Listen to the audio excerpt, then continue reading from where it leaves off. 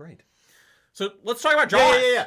Let's because I watched the documentary today, Did you and then I really? watched the movie, and then I watched another documentary. Gosh darn it, man! I was like, I finally watched the documentary, and Jeff's like, I watched 2, and I'm making another one. I think. Correct me if I'm wrong. Okay. But like, I have the Blu-ray, and I remember there only being one documentary. Do Blu-rays with all their online features and shit now, are they capable of like self-updating? Because Universal has like a weird interactive thing going on with their menus. But I just don't remember there being multiple documentaries on the Blu-ray when I first got it. And I was surprised at how much content there was. I only have. I don't know if that's possible. It didn't sound like it is. Well, your player might be. No, I don't know. I don't know. You still on that Jaws documentary on VHS? Well, so because I was watching the one that was like that was on the DVD. Yeah. That's the one I watched. Yeah, like the 2-hour one. Yeah. It's really good. And then you watched another one? Yeah, I was watching. It was like the after effects of it. Like, dang it. No, I didn't see that. It was like the impression that it left on. No, that's exactly what I was looking for. And I was watching, although I didn't finish it. I didn't finish mine either. Yeah, dang it. But you watched 2 of them? You watched like 2 1.5, documentaries? yeah. Okay, yeah. All right, hold on. Let's do some stuff here. Let's change up this in case anyone Name 3 good shark movies that aren't Jaws. Well, first one is Deep Blue Sea. No question. I have seen that. No, I've seen Jaws a lot, but Deep Blue Sea, I've seen a lot. It's a really fun movie. It's dumb as all get out, but boy, is it fun. It's Rennie Harlan, baby. Yeah. Yeah, Rennie. God, that guy. He's great. I get him and Jan de Bont mixed up sometimes. Because Rennie Harlan's not didn't start off as a cinematographer. I don't believe so. I don't think so. I don't know as much. I don't know much about. I don't know much about Rennie Harlan at all. Cutthroat Island. Yes, and Driver. And oh, really? That recently? That's cool. Or maybe that's de Bont. I don't know. He also did Long Kiss Goodnight, which is. Oh, so that's not Jan de Bont. No, Jan de Bont is. What has he directed? Jan de Bont is Speed, Twister. Maybe he did Driver. Maybe something else. I'm not sure. Yeah, I said Shark Tale and Shark Tale 2. I was gonna say Shark Tale. I have no idea. Which is such a weird because Scorsese did voiceover for it. Oh yeah. And I'm like, yeah. Okay, I mean that's cool. It's just really odd. Yeah. Episode 14, I think maybe. Really, I don't know. We'll fix it later if it's not. 1975. Director Steven Spielberg. Spielberg. I want to see Meg. Really? Yeah. Or The Meg or whatever it's called. Yeah. I like Statham movies. He gets that who? Yes. He fucking gets it. No, that dude's awesome. He's like, I know what I'm doing. Yeah. I'm delivering the thrills. And have you ever seen Crank? I have not. It's insane. Yeah. And really fun. Yeah. That doesn't surprise me. No, yeah. That's the thing where he's got to keep his heart up. Yeah. And there's a second one. And he bones Amy Smart. Right. He's like, I gotta keep my heart rate up. It's really, it's a good. It's a great excuse. He's like, how do I get out of the friend zone? I implanted a bomb in my heart. I got a bomb in my heart. All right, here we go. Let's see here. Crank 1, Crank 2. Wait, I like the guys who direct those movies because I think they did the Ghost Rider with Nick Cage. Or wait a minute. I don't know. There's 2 Ghost Riders. Yes, there are. They did the second Ghost Rider one. and Ghost Rider Spirit of Vengeance with Wes Bentley or something. Wes Bentley's in. They did the non-cheesy, the one that didn't have Peter Fonda in it. Ah, yeah. The one that wasn't weird. Directed by the guy that I think did Daredevil, Mark Steven Johnson. I hate that guy. Really? He just makes movies that I'm like, ugh, that's the most corporate type movie I've ever seen. It's like, let's put some Evanescence in here. Let's put some Evanescence. It'll be timeless with Evanescence as the soundtrack. Nice. Well, all right.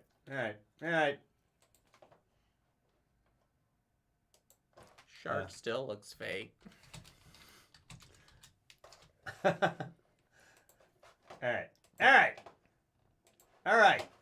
Guys, do me a favor. Tell me if you refresh that it says filmography. It's not working for me yet, but please tell me that if you refresh, it says film. There we go. There you go. Nice.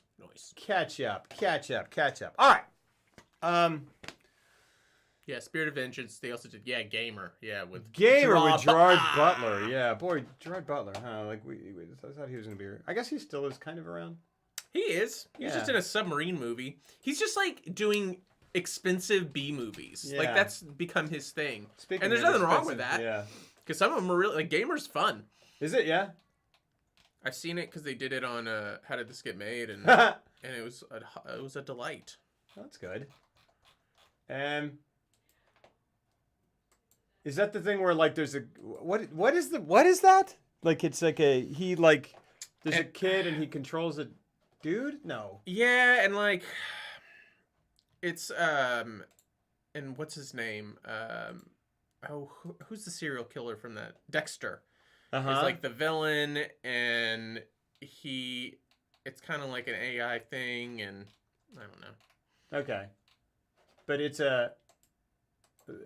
like he control. Is he a video game character? I think so. So he's not a real person? No, he's a real person. Okay.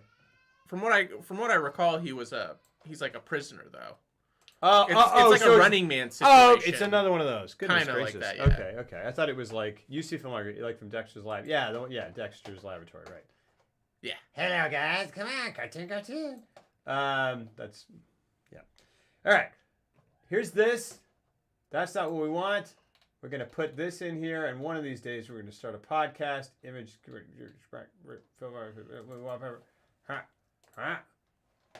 man. So I feel like Heaven's Gate was a long time ago. That was last week, dude. Yeah. But all right, here we go. Pal. Yeah. That is far too big. Here we go. It was 3 months ago. That's untrue, Zango. It's not true. You can't fool me.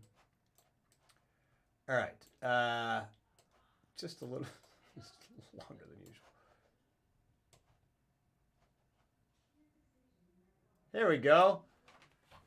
Now it just looks like there's 10 people here. Perfect.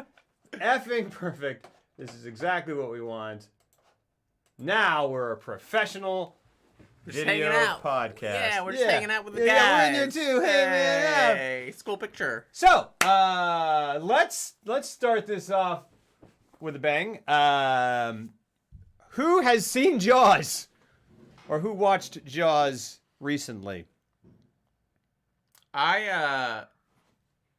This is the first time I'd seen it this year. I've seen it a lot. Yeah, really? But man, and I was like, I'm going to put it on while I edit, and I'll just have it on in the background. And you just ended up watching it? And I just ended up watching it, because it is so good. It is so well made. And it is just so, I just love it. I love the whole vibe of it. The town, the music, the characters, everything about it is just like, I love revisiting that movie. It's absolutely fun. You know what's weird with me? Alabama man. Thank you for the follow, my friend. Yeah. So, yeah. You hate it. No, I don't. Jaws is a really good movie. It's super fun. Every time I start it, I'm like, yeah, Jaws. And then I'm like, okay, cool. And it's great. It's great. It's great. Yeah, it's great. It's a great movie. I mean, it is great. But I always... What would you want? Nothing. Well, then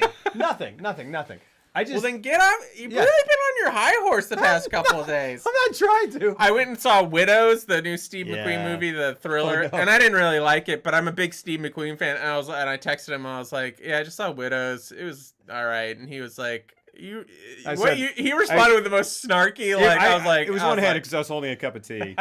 Yeah, that's what it felt like. Yeah, he was like, he hasn't really done much to impress me. I said he hadn't wowed me. Yeah, he hadn't wowed me. Yeah, that's true. Yeah, I don't know. I mean, I haven't seen Hunger though. That's probably his best one. Because I've seen Shame. Shame is good. Saw 12 Shame's great. Years a Slave. Then is that it? Just those three? Yeah. Yeah, and now Widows. And this one. And Widows, I don't know. I'm just kind of like, oh, okay. It tried to do way too much. It should have been a mini. Like, it probably would have been a cool mini series, but as it was almost 2.5 hours, and they were just flying past all these. Because it's written by Gillian Flynn. Right. But it's also written by, like, a co-write with Steve McQueen. And Steve McQueen's movies are super heavy. Yeah. And so he was trying to get all these really topical societal things like racism and corruption. Okay, well that's interesting. But here's too much though. But then it was trying to combine it with this pulp style, right? Almost Ocean's 11-y, like women robbing a thing. Yeah. And it tried to combine the two. And then afterward, I was like, I have to see who wrote this. And I was like, got it. Yeah. See where she came in and she applied her stuff, and where he tried to do his, and they tried to mesh it and it didn't work. And there were so many things that they were trying to cover in terms of themes. Like there's essentially a kid gets shot by a cop in his car. Oh, wow. And like this whole thing, and I mean, that's just like one moment that they just completely gloss over. Really? And I'm like, oh wow, you're just trying to hit all these like heavy topics, but not doing any of them justice. And it's not like a we're glossing over this because society glosses over. It's not played for like it was just like there's too much movie in this movie. Yeah. Well, Anyways. I saw the trailer for it and I was like, that just doesn't interest me. Like, especially from Steve McQueen, I'm kind of like, he's just doing like a crime film that's like kind of gimmicky. I mean, it basically isn't the premise that we talk about this, but isn't the premise that it's a bunch of widows of criminals? It was essentially let's say the guys from Heat. Yeah, right. They all die they all die. Yeah. And that's not a spoiler. They die in like the first 5 minutes. Yeah. And then it's them having those guys owed money that was blown up in an explosion in the car that they were in, and now that money is owed, and so they come to the widows. Oh, and so the head widow of Liam Neeson's, who's she's the wife, puts together the team. It's when you say it, it's real silly. It's not a silly premise. Like, I mean, not that like that couldn't happen, but it just seems, it just does seem it's silly, gimmicky and weird, and you don't buy it. And yet it's still really heavy-handed in its themes. Yeah. And then I'm like, but this is such a silly premise. Yeah. And you're trying to be funny at times. Oh, really? But it's not funny because you're trying to do this other thing. So it's like kind of light. It tries to be, while also having that type stuff that I just mentioned in it all all across. Because like there's a whole corruption thing with Colin Farrell because he's in it, and Robert Duvall is his dad, and he's a racist. Like cool, yeah. No, but that seems Robert Duvall's in it, huh? He's in it for 10 minutes, and it's the best 10 minutes of it. Because I'm just like, he shows up on screen. He has one major scene with Colin Farrell, and I'm like, that's the best scene in the movie. Yeah. It barely looks like he's trying, but he's having so much fun. Yeah. And I'm just like, he's just he makes acting look effortless. Yeah.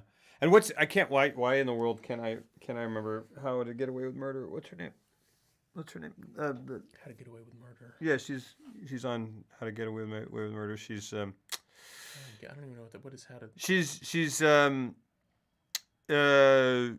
was in Doubt, and she was in it for 2 minutes and got an Academy Award nomination. She's a huge deal. She's the lead of the film. African American woman. Oh, Viola Davis. Viola Davis. Viola, yeah. Viola. I don't know. Yeah, I couldn't remember her name. Yeah, I love her, and yet the entire time I was just like, she needs. Kelsey and I left, and we were like, she's fantastic. Yeah. They didn't do enough to flesh out her character. She gave an undeniably like great performance with what she was giving. But holy crap, does she need to do something where she smiles? Yeah. Because there are moments that I laughed in the theater because they would cut to her and she would just look. That's what I'm saying. She would look so angry. That's what I was saying. Is like this is when she shouldn't have been. They try to make it in some ways a light caper film directed by Steve McQueen starring Viola Davis. That's insane. It was the wrong people to tackle that movie. Yeah. Not that she can't be funny, but like I just it just tried to be like 3 different movies. The trailer, I was like, she's just like, Yeah. Like okay. And she has another like really snotty cry scene, and you're just like, I get it. You're the best crier in the business. You got to stop crying. Yeah. Anyway, so Jaws in 1975 was directed by Steven Spielberg from a novel by Peter Benchley. Had a really, really troubled production. Absolutely. Just like Heaven's Gate, but for all different reasons. This one wasn't. It went. I know. Yeah, it was. It went over budget, over time. It went 104 days over schedule. That's a lot. It was scheduled to shoot and be done in 55 days. Yeah. It ended up taking 159 days. Wow. But it wasn't because of ego or anything Chimino related. It's because they're in the water. It was because they were in the water, Yeah. and no one had anticipated, specifically Spielberg, Yeah. what that was going to mean to not shoot it in a tank on a studio lot, but actually on the ocean. And it was actually the first major production to ever shoot on the ocean. Yeah. Open ocean. Did they not have a tank at all? They used a tank for some stuff. They used a tank for yeah. pickups and for Yeah. close-ups later on, but Yeah. the majority of it was shot in the middle of the ocean, far enough out because Spielberg, rightfully so, didn't want to see land anytime they turned the camera around in 360, Yeah. which is brilliant. the right way. It's just like, it makes perfect practical sense, but it's the sort of thing that you go like, that's going to be an issue. That's what makes him a great director, is that he thinks of stuff like that, Yes. right? That he didn't want to ever see land because then he felt like the audience would just be like, Go over there. yeah, Go to that land. It just doesn't seem as whatever. And so they chose Martha's Vineyard to film because, not for any aesthetic reason, but because it was the only place where you could go that far out into the ocean where you couldn't see land, and it was still like only 30 feet deep, so you could park the mechanical shark down there and all that stuff. Yeah. And that was the main reason the movie got delayed so much, was shooting on the ocean and the issues that come with that, be it sailboats or just literally your characters or boats like floating out of frame that you had just spent an hour composing or whatever. And then the shark itself was just not working. I mean, goodness gracious, like at this point, there's been so much said about the Jaws shark that like, if you're like, I worked on the Jaws shark, I'd be like, awesome. Wait, you really built a stupid crappy shark. Because Spielberg himself is like, kind of trashed. I mean, because he had to deal with it, and obviously. He had to deal with it. I mean, I think it was, it's a tough thing to do, and to build a giant mechanical working shark, but. And then put it in the ocean. Yeah. And then have it work all the time. Yeah. What was it? Is it Zanuck or Brown? I can't, because we probably watched the same documentary. I think we did, yeah. And who's the kind of bald guy with the is that mustache that just goes like this? Is that Zanuck or Brown? That's Brown. That's Brown. And it's just like everyone's just kind of, Spielberg's kind of like talking. He's got his sort of like cadence of everything. They cut to Richard Zanuck, and he's like, he's himself. And then and it cuts to Brown, and he's like, just the way he says stuff. He goes. They brought the shark out and put it in the water. And it was the first time we ever saw it, and the first time they were testing it, and it sank to the bottom of Nantucket Sound. And it just like, and just the way, I don't know. Yeah, I was like, that's terrible. Like that's horrifying. He talked in such finality, and just boom, boom. But boom. Such like everything he's saying is myth. Exactly. Yeah, exactly. Like, it's all grandiose. He was like, and with it sank to the bottom, and with it our careers. Yeah. And the future of cinema. Yeah, right. Exactly. And he's got that mustache that doesn't curve to his lip; it goes straight out. Across. Like you got part of beard. You just took part of your beard with it. Like he had to work. Yeah. Like when he there's shaved, the crease he's like, of his I'm mouth. gonna do this. Yep. Yeah. Like he's like, most people's mustaches go to 10. Yeah. Mine goes to 12.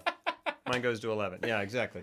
Like it's a difficult shave too. Yeah. Like because he's gonna have to it was weird. It's impressive. So yeah.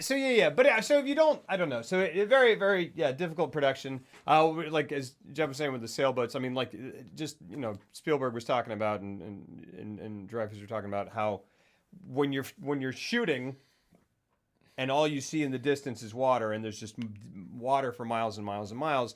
If you flip around and there's a sailboat, it takes an hour for it to clear frame, essentially. Yeah. Like, it'll be in the background, which today they would just pop out. Right. which just makes me go, oh, you poor bastards. I know. You poor bastards. Because it wasn't like it was right behind him. It was like a speck in the distance, Yeah. but something that they couldn't have there to sell the idea that they're completely alone. Right. And how, like, they said that, and I was like, boy, that must have been so frustrating. Yeah. Like, I can just see, I could picture it in my mind's eye, like, that being on that set when stuff like that happens. Yeah. Because I feel like that, I was like, that feels like a real set to me. Yeah. Where just weird stuff that you never anticipate always goes wrong. Yep. And then you're just like, cool, well, now we're dealing with this for some reason. Yeah. And now it's like completely sidetracking us, and it's just weird. Because someone's having a screaming party next door. Yeah. Or there's a dog that won't leave. Right. Or what is happening? Like, what? We planned for every contingency except for this thing, yeah. There you go. Thank you for the mustache analysis. Bluegrass Legolas. Is that me or him? Either way, I think that's a compliment. Oh, I'm Bluegrass. One of us. Legolas. I'm not sure. I don't even know. I don't know what what that means. It's one of us. Because I look like Legolas. But you got a hat on. And I've got with a B on it. Ah, no, I don't know. I mean, I'm gonna take it. But we got it. That's a thinker. Orlando Bloom is a heartthrob. It's good. Or was. Where is he? Where is that guy? I'm thinking that because I'm wearing, like, now that I'm seeing myself on. This is like a very Orlando Bloomy shirt to be wearing. Is it? Yeah. He likes the solid colors. God, he's a terrible actor. Have you ever seen Kingdom? We'll be right back.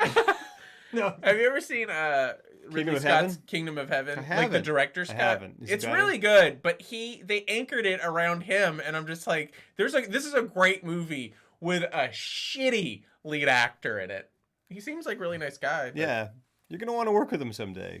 I'm not. I would turn him down. Oh, man. Oh, man.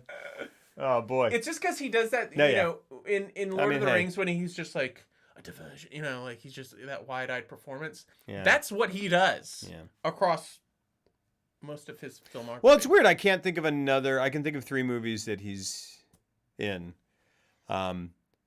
Like Lord of the Rings is like that many movies, and then Pirates is that many movies. Yeah. And then there's like Elizabethtown, and I can't think of anything else. Yeah, you're kind of right. Kingdom of Heaven, sorry, is the other and Kingdom look like those are the 2 one-offs, and then he's done like 7 Pirates movies and 3 Lord of the Rings movies. Yeah. He's done like 4 Pirates movies. Surely he's in other stuff that I just can't think of. I don't think so. I think you're right. I think that's about it. He's in 6 movies? Like, if we look at IMDb, he's on 6. Maybe. There's got to be other stuff. I don't, Keep talking about Jaws. Bluegrass Legolas. Now we're talking about Orlando Bloom. But anyway, so yeah. So, so the production was troubled. And the casting was interesting. That they sort of, there were a number of people considered, Charlton Heston, was Robert Duvall was for a moment. Robert Duvall that would have been amazing. Awesome. Well, as either, like, because I think he wanted to play Quint. He wanted to play Quint, which would have been amazing. Yeah. And then Spielberg thought he was too young, which, like, maybe. But, like, Robert Duvall as Brody would have been amazing. Robert Duvall as anyone is amazing. Any one of those, maybe not Dreyfus, but not Hooper. Yeah. Yeah. But I mean, like, he could have done it. Yeah. Duvall in this movie, my goodness gracious! I mean, I'm so glad it's. I'm. Robert Shaw, like, watching this today. Goodness gracious! I was just like, Robert Shaw's amazing. He does stuff in that movie. Yeah. It's stunning. Yeah. I mean, it's some real fantastic work. Yeah. Apparently, he was real difficult. Just as a person. Yeah. No, it wasn't that he did anything on set or anything like that, or was difficult, but he was just kind of a grouchy dude. And kind of mean to this guy right here. Yeah. This guy. Yeah, and Dreyfus decided to take the part because he initially turned it down, and then he saw his first performance where he was the lead in a movie, and he went to the premiere after he had turned down the role. Like, he had met with Spielberg, and he was like, "This is cool. Sounds like it's gonna be a bitch to shoot. I don't want to do it." Yeah. And then he went to the premiere of the movie that he was the lead in, and he thought he was so terrible that he had a panic attack, and he was like, "I got to get another job before this goes wide." Yeah, exactly. And no one's gonna want to hire me. Yeah, exactly. So he took it, and worked out. Yeah, I think. Yeah. Yeah. And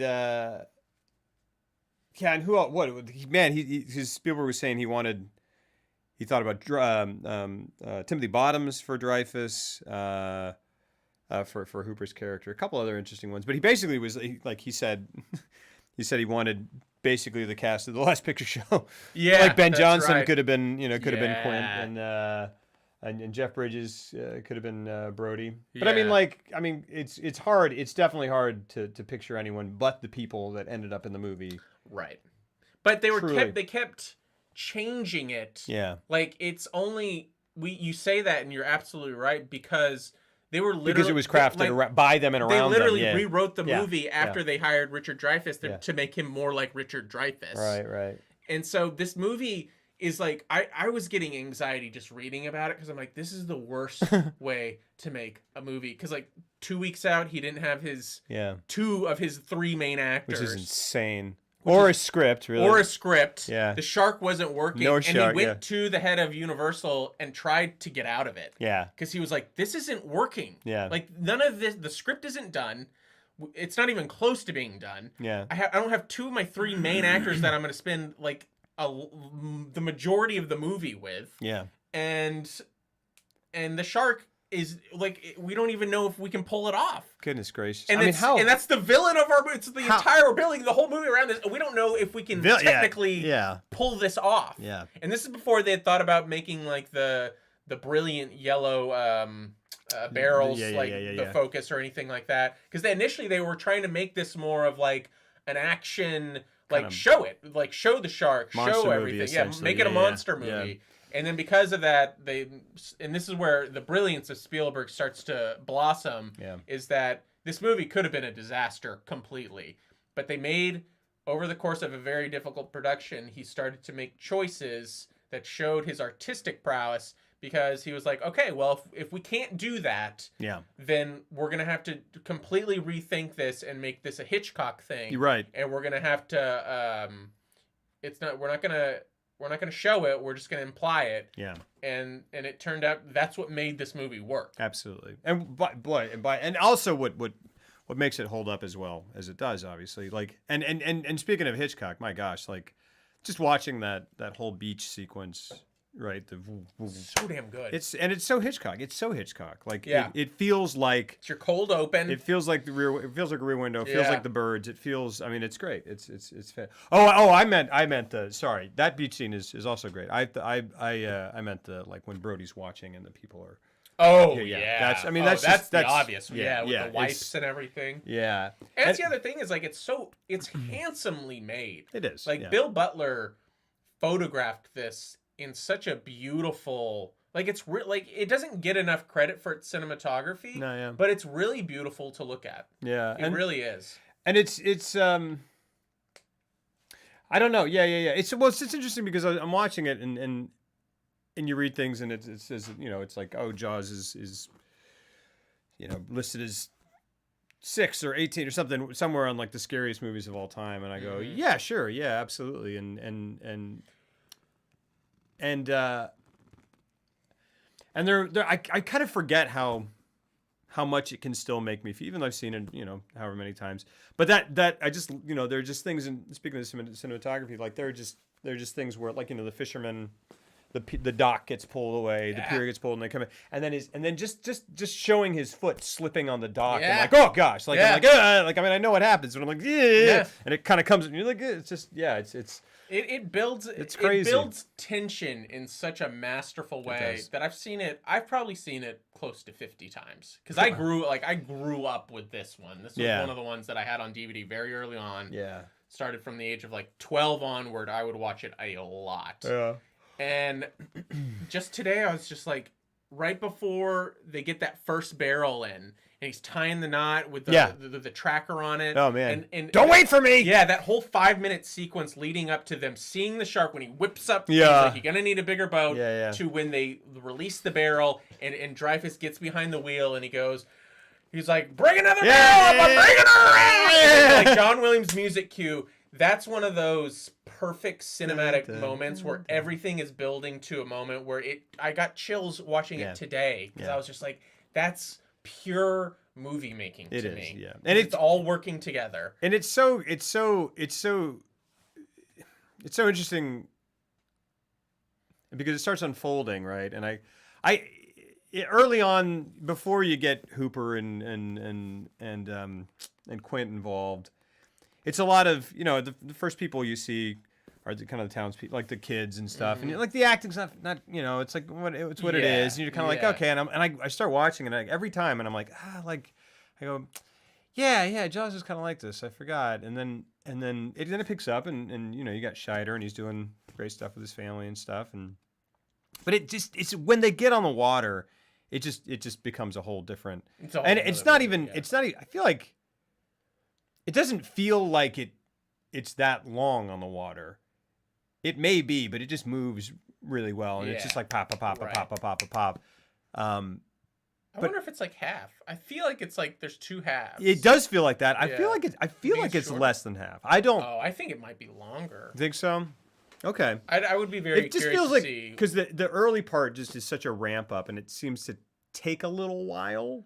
Not like it's. It doesn't. I wasn't going like, when are they going to get on the, you know, but it's so. There's a lot to. No, it's not that I don't like. It's not that I don't like Jaws. No, I know.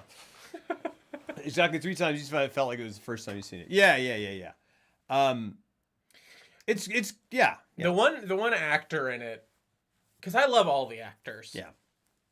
Like even the side character, like the really tan lady. Yeah. Like, I don't find that funny. I don't find that funny. Oh, at that all. lady. I think meant the other really tan lady. Oh, you're talking about but who's just like, never, Ellen. You're never an Islander. Never. Yeah. Right. Yeah. You're not born here. You're not an Islander. But Ellen, or is her name Ellen? Ellen is the wife. Yeah. So that's Sid Sheinberg's wife, and Sid Sheinberg was the studio head of Universal who gave Spielberg his shot. Yeah. He found, because Spielberg the legend goes is that he snuck onto the lot when he was real young. And commandeered an office somehow. Yeah, it was like a closet or something. He made an office out of it. And Sheinberg found out about it, but he was like, you got moxie. Yeah. He's like, I like you. It feel like somewhere in the 60s or 70s or 50s in at least in movies, you were able to like break into someone's house and like kill their dog. Yeah. And they go, but I want to be in movies. And they go, man, you got my attention, kid. You, hold on, I got 6 cigars. Hey, you want one of them, kid? Yeah. I tell you what, maybe in the lot tomorrow, Monday morning, we'll have something for you. Boy, so my weird. dog's dead, but that kid, it's like, what the crap? To be fair, he had made his short film called Amblin, which is what his production company is named after. And he was like, he could see the merit. Sure. And I've seen Amblin. It's not good. Yeah. It's really dry. But on a technical level, it's really good. Mm-hmm. And then he saw what he did with Duel. Yeah. And Duel is... To know how old he was when he made that, it is frustrating. How old was he? Like 21? He was 23. Yeah. Like, he was young. And oh, serene, because PG used to mean very, very different things back then. Yeah. Before PG-13, PG could mean any number of things. Yeah. You just got away with it. Yep. Yeah. Anyway, sorry. Yeah, there's tons of like if you watch a PG movie from the 80s, I would rent them, pop them in, and be like, look at all this nudity. Yeah, like, right. It's just PG or R ratings until Gremlins. Right. Yeah, basically. Exactly. Gremlins, I think I can't, because Gremlins still is PG, and it was basically it's Gremlins and Temple of Doom, which people like the studio kind of was like, they came to Spielberg first because he was such had so much clout, was a heavyweight, and they're like, we're gonna start giving these R ratings, and he was like, no, you can't do that, you're gonna kill my box office. And they're like, well, what do you want us to do, Steven Spielberg? And he was like, here's what you do, make a new rating. That is so crazy. It's amazing. Can you imagine? That's how much clout he had. Yeah, they're like, make a new rating, call it PG-13, and make it. But it makes sense. There should be something. It was archaic. Absolutely. It was completely archaic. But the fact that they were like, they're like, hey, Steven, we need to tell you, we voted, and someone microwaved a monster in Gremlins. And in Temple of Doom, they ripped someone's heart out and showed it to him, and it caught fire. And we need to bump that up a little bit. We're going to send that into R, which is what it should be. And he was like, here's what you're going to do instead. Cool. Yeah. Oh, sorry. You stupid dummies. Sorry. He just like come into my office and he trips over the like Oscars and he goes, "Oh, sorry. Is that a poster of E.T.? I'm sorry about that. Sorry. Oh, let me get all this money out of the way. Yeah. I haven't. Yeah. Some of this is Closing yours. counter. I haven't sent this to you yet. Yeah. Yeah. So and then Red Dawn was the first PG-13 movie. Oh, it was? Red Dawn was the first movie that was rated PG-13 because Temple of Doom and Gremlins, I believe, are PG, which is crazy. What? Oh, I thought Temple of Doom was the first PG-13 movie. It is not PG? It's not even PG-13. I think it's PG. It's PG. I think. We should double check it, but Wow. I think so, yeah. Like the first Oh, that's so crazy. The first movie to be rated PG-13 was Red Dawn, yeah. But basically... But it was because of it's Temple of Gremlins Doom and Temple of Doom Gremlins. that people were like, we need to reevaluate this. I would be super... I mean, it makes... It is such a power story of like, wow, he just said that and then they did it. But it's also great. Like... It's because there's a lot of common sense involved in that. Yeah, absolutely. It's like, you can't do that to my movie. It's going to destroy how much money it can make. Which is crazy because of this one scene. Yeah. And discovering that was a big thing for me. I didn't realize that there was that much of a difference until years ago when I realized that, between the money made by movies that are rated different things. And by far,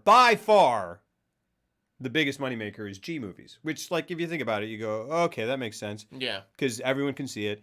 Kids go to see it, and their parents have to take them. Mm-hmm. And then as you go up, it drops off. And that does because I think PG-13. I'm not sure PG-13 is a little higher than PG. I don't know. Because maybe there's like a bit of a I don't know, but like I so don't pay attention to ratings anymore that I can't even tell you what the last PG-13 movie that was modern that I've seen. This is adult privilege. Like I remember knowing what everything was rated because it determined whether I could see it or not. Oh yeah, for me, and sure. I was like, yeah, I know what most old movies before. Yeah, before 98. Yeah. I would say I know almost all of them. But after that, I think once you get to the age where you can just go see an R-rated movie, you're just like, it's over. Yeah, and you don't pay attention. Why do I need to pay attention? I can see whatever I want. You have no idea. Yeah, exactly. I don't know what. Yeah. I'm surprised to find out anything besides R, I guess, that I see. Yeah, because I'm just like, oh, it's R because it's a serious movie for adults. Right. But yeah. But anyways, that got us off on a weird. Oh, you're talking about tangent. Sheinberg, yeah. But Sheinberg, that's his wife, who plays Roy Scheider's wife in the movie. Mm-hmm. And I want to say, and this isn't in the documentary, but I think it was implied that, it was kind of like you gotta put my wife in. Oh, really? And he was like, it's lucky that she's decent, but I don't think it was anybody's first choice. And honestly, if she was the first person cast, which is interesting. Yeah, and Spielberg said he liked her in some TV movie that he saw, but I think that was also Cameron on him. I don't think that sure would have been his first choice, and I don't think she's very good. She's not bad. I don't think she's bad, but considering how I think everyone else, he ended up casting it very well, even though it was a big headache. Yeah. And it kind of shows in like the scene where they're about to cut the shark open, and they're all having wine. And I think she's being very kind of like, I think she's nervous because they're about to go. Yeah, and she's kind of and honestly, well, in the script in the novel, she and Hooper have an affair. Yeah. So I don't know.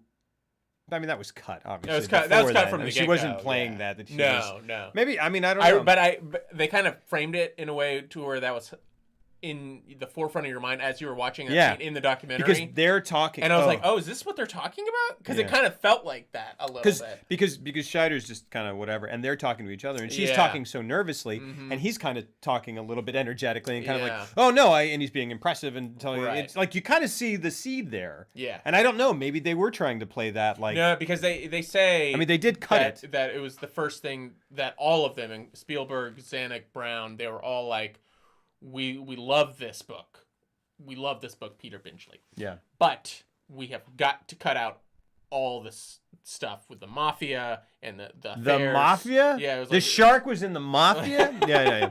Like all these side stories, all this backstory. Sure. We want to make this a pure adventure movie. Right. Which it totally is. That's something that, like, I mean, goodness, it from start to finish is like, like it just, I mean, there is no fat on it, really. I mean, there isn't. I mean, there are really nice, there are very nice character moments, but they're all just kind of like, it's all in service of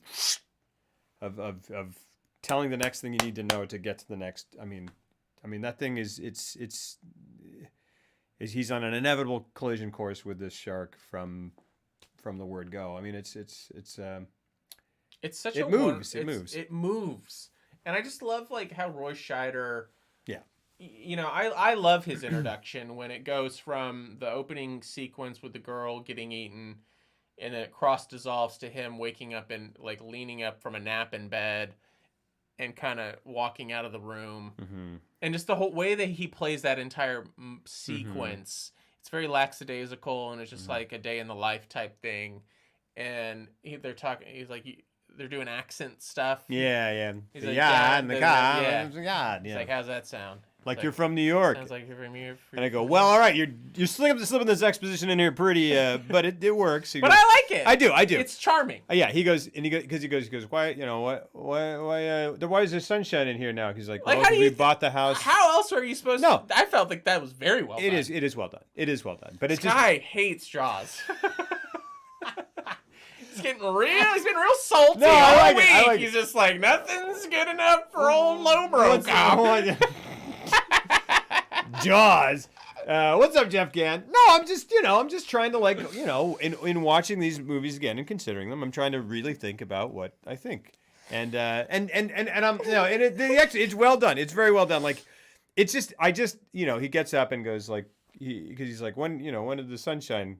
Why the sun didn't used to shine in this room? Why is it now? And she's like, because we bought it in April, and now he's like, okay, so they just bought the house. They just moved there. It's a great way of doing it. It is. It's beautiful writing. It's very artful. Yeah. But at the same time, I go, that was a good way of doing that. And then he says the next thing, I go, that was a good way of doing that. All and right. It is. It's a great way of doing it. It's good writing. But a better way of doing it. No, it's fine. It's fine. It's good writing. It is good writing. It's good writing. It is good writing. It is good writing. Because if that's not good writing, then how are you supposed to get... Because they skipped, yeah. Like, how are you supposed to get that across? You know what I mean? Yeah. No, it's fine. It's very good. Aside from him, like, walking outside and there being, like, just sold, you know, like, like a sign out front doing it completely visually. Which is totally fine as well. I think it's good. I think it's good. I don't think it's invisible, but I think it's good. It's fine. Yeah. And why don't you tell that to Steven Spielberg? All right. I will. You bring him now. You bring him here. Even the dogs. Oh, that's awesome, Jeff. Dude, those sequels are crazy bad. Like, it is. I remember watching this. I think I've seen the one that I saw as a kid, I think was the SeaWorld one. And I think I remember this. There was, I remember. So I haven't even seen the SeaWorld one, but I saw like clips from it and I'm like, oh, that's crazy. That's Jaws 3D. That's 3D. The third one. Yeah. And I remember watching, I think I was at my grandparents' house and I watched them in a marathon. Because, like, gosh, everyone watches online stuff now, and I just remember like TBS used to be like, "Here's 6 movies in a row, idiot. Sit down." And I'm like, "Rock and roll, man." They did. They called you idiot. Yeah, and you're like, "Oh, that's weird, Ted Turner. Why you?" I mean, I guess. Yeah. Catch a Braves game. Who cares? Then shut up. Because it's all out of Atlanta anyway. That's so stupid. Whatever. Yeah. Yeah. Rock and roll. Yeah. Jaws is great. Jaws is super fun. Big fun. Super great fun. It is. You're not selling me. I like Jaws. Your enthusiasm for it is like. I like it. It's like a guy who's like forced to go. No, it's like, good. I guess we're gonna go to do this thing, and like, no, I'm really having a good time. I really am having a good time. It's fine. This is. We'll get into this later. We'll postpone this, but there's a reason I'm feeling this way. Okay. It. But you mentioned earlier, because I wanted to get to this. The line, you know, how they're talking about the improvisational nature of kind of how they were allowed to improv a little bit, and like some of the best lines are improv. Mm-hmm. And I just loved it in the documentary when they get to the line, you know, they show you know the you're gonna need a bigger boat, right? And then they cut to the screenwriter, and he goes, I can't easily. He's like some of the best lines in the movie, like something. What does he say? He's like we need to go get a bigger boat. Like he like the screenwriter. Yeah. He just says the wrong words to the line, and I go okay. And then they go to Scheider, and he's like, oh yeah, it became part of the thing. We're gonna need a bigger boat. And I'm like, you're gonna need a bigger boat. You're gonna need a bigger boat. You're gonna need a bigger boat. Why in the like no one these guys said it. Come on, the screenwriter and Roy Scheider himself. He does later say, we're going to need a bigger boat, right? But the line is, you're going to need a bigger boat. Right. Okay, that's all. I just think it's funny in that documentary. That's tainted your entire view. No, not at all. That has nothing to do with it. I just think that's funny. Also, you said that earlier, and I wanted to remember to mention that. The production designer from the first 2 films directed the third. Really? What? Really? Shows. The production. I seriously. You're like, this movie sucks. Look at that house, though. Yeah. My gosh. I kind of want to watch it in 3D because it's one of those 3D movies that is so clearly like they linger on shots of that, and they have those shots where it's just coming at you. Yeah. Stuff's just coming at you. Is that the Michael Caine one? Yeah. SeaWorld? Uh-huh. And is it like branded SeaWorld? No, it's like a fake No, thing. it is. It's SeaWorld. And that's why it's so weird that they endorsed it. That's insane. And they were like, nah, come to SeaWorld. And maybe they're like, it worked for Reese's Pieces and E.T. I don't know. The production designer from the first 2 films. That's crazy. Who is the production designer from the first 2 films? That's interesting. Michael Caine said about John. Yeah. I've never seen it, but by all accounts, it is terrible. However, I have seen this house that I built, and it is fantastic. Yeah, it's a great. What a yeah, that's what a freaking great quote. Beautiful. Yeah. I've never seen it, but yeah, that's not gonna. No, that's not. But it's good. Sorry. There's a shot over here. That's it. Some what shots does he say? just Batman? want to watch the world. Yeah. That's it. Master Bruce. I saw it. Master Bruce, because the shark's name is Bruce. Gosh darn it. Yeah, I saw it, and I haven't. Yeah, I thought he was so good in the first 2 Batman movies, and then he just kept crying and had monologuing in Joe the third. Alves, yeah. And yeah, he's great. Michael Caine's great in everything. He's great in everything. Yeah, and he'll do anything for enough of this. Yeah. Which, like, why the heck wouldn't you? You know what? What are you gonna do? If you like, because we work in the movie business, so we know about, we know how you can get certain B-level actors if you just pay this much money, and they're like, I don't care what it is. They're like, do you want to see a script? It doesn't matter. Yeah. As long as you pay me X amount of dollars, and I'll do it for this amount of days. Yeah. And you're like, oh, at first you're kind of like, oh, that's a bummer that's how they view making movies and art and whatever. And then you're like, yeah, but if he can just work for 3 days and make a crazy amount of money, then I would probably do the exact same thing. Also, at a certain age where I'm just like, yeah, I just want to do this because I realize that I want to enjoy my life. Right. Exactly. Like, because it's like, I've made cool shit already. Yeah. Now I want to get paid so I can go do this thing. And or like, I think some of them just like working. Yes. Some of them are just like, what? Look, when you own a hardware store and you're 50, you just keep going to work and running the hardware store. Yeah. If you're an actor and you're 50, you're like 60, 70, you're like, I want to keep acting because it's more fun to act than not act, and that's why I'm an actor. So yeah, I'll do it. Yeah. I mean, I think it is. And then when you get to be like 80, you're like, oh, if I stop working, like I'm gonna die. Yeah. It's true. Yeah. Yeah. Also, I have to go see my family, and I haven't talked to them in 70 years because I started working when I was 10 and got married when I was 9. The Rock just likes working. Yeah, Jeff, what do you do in the movie What you do in the movie What do you business? do? You build big shocks? Yo, you big build. You make big shocks? Yo, are you a shock guy? Yo. All right, and he's leaving because I'm harassing him. Goodness. The Rock just likes working. Yeah, The Rock is just cool. He's just a cool guy. He is charismatic. He is a charismatic fella. I wanted to see that new Die Hard movie he did. Yeah, wasn't Die Hard. Die Hard. But I was just like, Deep Blue Sea of Die Hard is what it is, basically. That's what I love about. That's so perfectly like describes why I love watching his stuff, because I'm like, oh, he gets what he's in. Yeah. He understands it. It's like Statham. They understand what they're in, and they're like, yeah, I'm all in, and it's cool. Yeah. I love stuff like this. Yeah. I like doing, it's goofy and over the top, and I'm not a great actor, so I'm just gonna do what I do. Yeah. Statham is a great actor, but I like him. Yeah. But yeah. You want to hear my Statham? Yes. You're just cranking them out.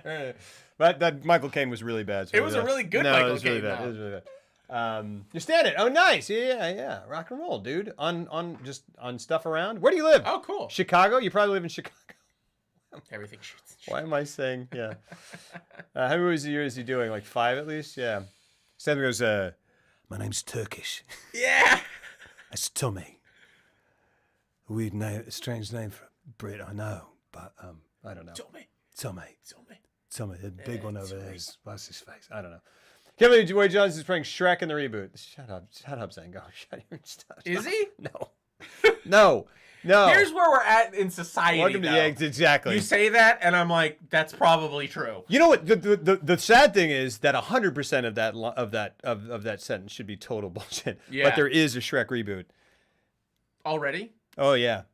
They're also rebooting. What was the thing that I saw the other day that I was like, what are they doing? When is this gonna implode on itself?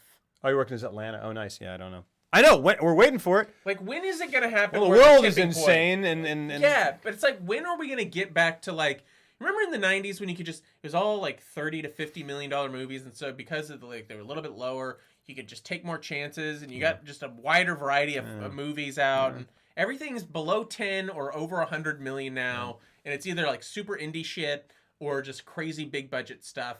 Yeah. And I'm like, when can we get a nice middle ground, like a Die Hard that isn't $135 million? Right. Yeah. That feels like a Die Hard. Like movie. Die Hard in an Airbnb. Yeah.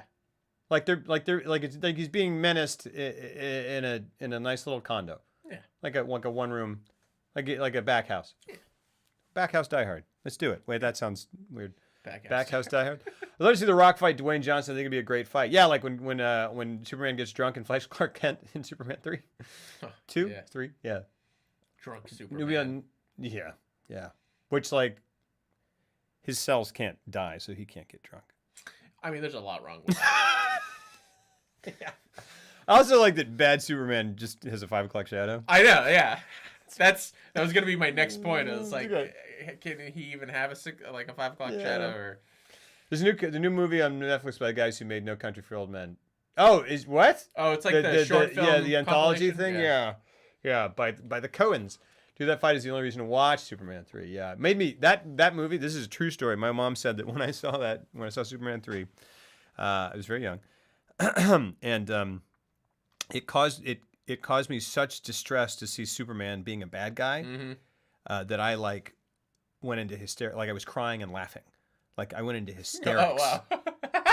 Yeah, right. Yeah, like I was like, am I like? But I was like, and she was like, it's okay, and I was like, he's a bad guy. I don't know what. It's fine. It's fine. And it's like, it's fine, Mom. Superman 2. I don't remember that movie that well, but to be fair, in that movie, he's a bad guy by like riding the Leaning Tower of Pisa. Like he's, like it's just like he's not a bad guy. He's a dick. Yeah. He's just kind of like he's just walking. He's going around to all like the world funny leaders stuff. going like this, just like look down. Hey, you fucking idiot. Their head explodes. Yeah. I go, sorry, Netanyahu. I don't know. I grew up with Superman 4. The Quest for Peace, which I was like, sweet. With Meteor Man or whatever it is. But everyone's like, and it's like, it is so. And even as a child, I was like, this is not good. But it's the one I've seen. Like I've seen that movie a lot. Really? Because I was just the one we had on VHS. Nuclear Man. Yeah. Yeah. And like it's just weird because like they threw all the nuclear bombs into the sun, and then that's what made birthed Nuclear Man, and he came. He looked like the greatest American and... hero. He looked like William Cat for some reason. He had this big fluffy. Like, yeah, he looked like Ric Flair. Yeah, yeah. Ric Flair. Lenny Luthor is now Lex Luthor. Oh yeah, John Cryer has been cast as Lex Luthor in Supergirl in the WB show or CW show. And I don't know. Yeah. All right. Good for John Cryer. Yeah. Rock and roll. That is odd. That's odd casting, I think. But whatever. I mean, heck. It seems like what a CW Supergirl show would do. That actress is cool. I like her. I'm surprised she hasn't broken into movies more. She was in Whiplash. Melissa Benoist. I think it's hard. I think you make a choice, which is fine. Like, I mean, not fun, just fun. It's fantastic. But like, you look at anybody on Smallville, and Smallville went for like a crazy long time. Yeah. And like a lot of them are genuinely like good or decent actors. Yeah. And for I whatever don't know why reason, Tom they just- Welling wasn't a huge Yeah, movie star. like Tom Welling should have. Dude looks like Superman. Yeah, And is a good actor from what I saw. good leading. Fine. He was in that The remake Fog. of The Fog. That's the only thing I can. And maybe that was his downfall. Yeah. But you know, it's just weird that he never did anything else. Yeah. Because I mean, There's some people he's who I pretty go good. like, they must be like very confused about why their careers didn't take off, or they made a choice not to pursue it. Like And that's also sometimes true. that happens, but I'm just kind of like, what the crap, man? Like that's not fair. Yeah. Like Tom Welling is sitting at home and be like, I was Superman. Yeah. I did it.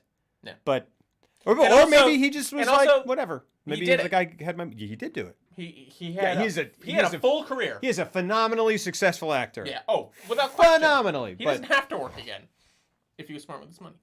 yeah, yeah. John Cryer is cool.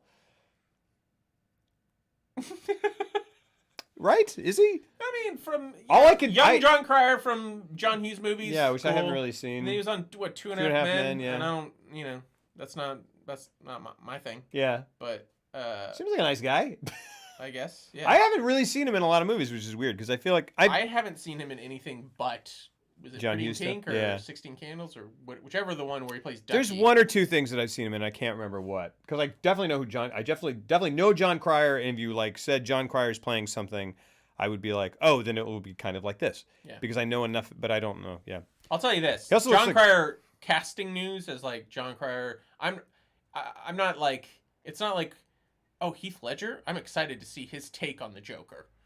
It's not like I'm excited to hear what John Cryer's take on Lex Luthor is. What interesting angle he's got on it. I mean, hey, I'll sure. It's not a knock I'll against watch him. it. It's Yeah, just like that's sure. not. Is he in Hot Shots? Is he in Hot Shots? In one episode, Lex Luthor takes over Flash's body. What the? How? What? How? What? What? I don't. Huh? Oh, he voiced the Flash. Oh, that's funny. So, okay. You're saying that that's silly because he's now Luthor? Or are you just saying that's silly in general? Or are you just giving trivia? Is he like John Cryer, like one of those, like, he's like a comic book guy? Maybe. I don't know. Because there's a lot of actors like that, which is cool. Yeah. I heard that Freddie Prinze Jr. Hot Shots. gave an audition for Christopher Nolan when he was trying to figure out who the Joker was going to be, and before Heath Ledger had auditioned. Because apparently once Heath Ledger auditioned, he was like, that's it. Yeah. But it was before that, Freddie Prinze Jr. came in, gave a reading, and apparently Christopher knocked it out of Nolan the was park. like, he knocked it out of the park. Wow. Like, completely. Because he's a big comic book guy. Yeah. Yeah. Yeah. Just thought that was interesting. He's on Twitch. Is he? I've followed Freddie Prinze Jr. Really? Because I saw him. I was like, Freddie Prinze Jr.'s on Twitch. I need to find him right now. And I went and followed him. And I went He to. like seems like such a nice guy. He's a cool dude. We were watching I Know What You Did Last Summer just because I was trying to watch. I like to watch a lot of horror movies during October, and we watched that. And Kelsey and I were just like, man, he just seems like even in that movie, I'm just like, what a decent fella. Oh yeah, very nice. Seems like a very nice guy. Yeah. Yeah, and I like because I was like, he's on Twitch. What? And then I looked him up, and then he like talks just like he does in Can't Hardly Wait. He's like, you know, he's just sitting there playing video games, and he's like, oh yeah, bro, sure, yeah, bro, like yeah, that's cool, man. And I'm like, okay, you're cool, man. Like you're a cool dude. Like all right, take it easy, MM7. Lots of love. Take it easy, man. Michael Rosenbaum plays Lex in Smallville, but he voiced Flash. Oh, Rosenbaum plays. Yeah. And it's just one episode. Lex takes over. Oh, interesting. Body. So it all comes full circle. Gotcha. I gotcha. I know Michael Rosenbaum from It's Always Sunny. And Pool Hall Junkies. He's on in Always Sunny. Just in one episode, he plays Sweet D's dick boyfriend, and he's great. That's pretty great. He has remarkable range, and he's a delightful person. That's interesting. Yeah, I don't know him at all, but I popped into his Twitch chat one time, and I was like, this is crazy. He does like a lot of voice work on Star Wars stuff, and I just was like, I remember his dad, his Freddie Prinze Sr. was a comedian, and I saw, I really basically know him from watching like Dean Martin roasts. And I was like, hey, man, I just was like, I'm going to say something to Freddie Prinze Jr. I was like, hey, man, your dad was on Dean Martin roast and he was cool, something like that. And he was like, yeah, my dad, man, my pops or something. And I was like, I said that to Freddie Prinze Jr., man. Dude, you talked to Freddie. I did. Jr. That's pretty cool. Pow. Higher Learning. Wait, Freddie Prinze Jr.'s in Higher Learning. It's been a long time since I've seen Higher Learning. That's Christy Swanson, Ice Cube, Whoa. Busta Rhymes. Whoa. John Cryer? No, I don't know. Later, M7. Thanks as always, my friend. Hey, let's get back to Jaws. Goodness gracious. So yeah, it was a struggle. Yeah. And then they made it. Yep. And they screened it for the studio, and they were like, "It's all right." It's like it's good. Not 159 days good, 100 days over budget or over schedule good, but it's good. And then they did a couple more reshoots with some more underwater stuff, to kind including of the flesh head, maybe. Yeah. No, that was actually after the first premiere. Oh That yeah, was the yeah, final yeah, thing, yeah. But they shot some more close-ups of like the underwater, like Dreyfus in the cage, and just things to kind of flesh it all out. Where they, And then the big thing was they had screened it without John Williams' score. There you go.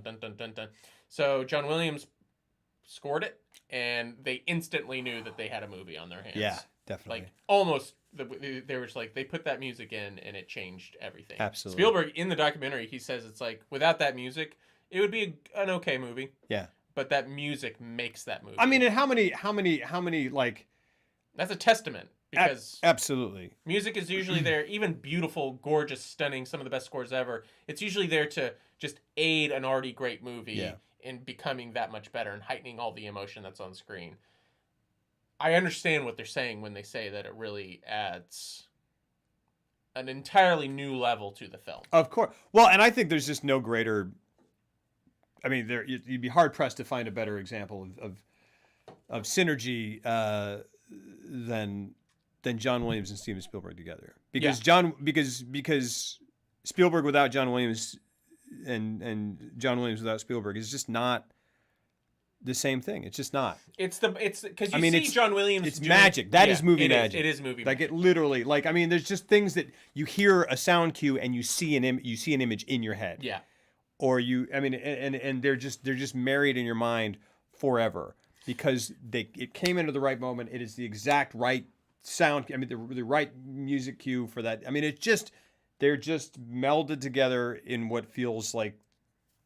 I mean, that's it. That is movie magic. That is repeatedly throughout their careers. They have those moments where like I will tear up, not because anything sad is happening, but because it is the epitome of what I consider to be movie magic. Yeah.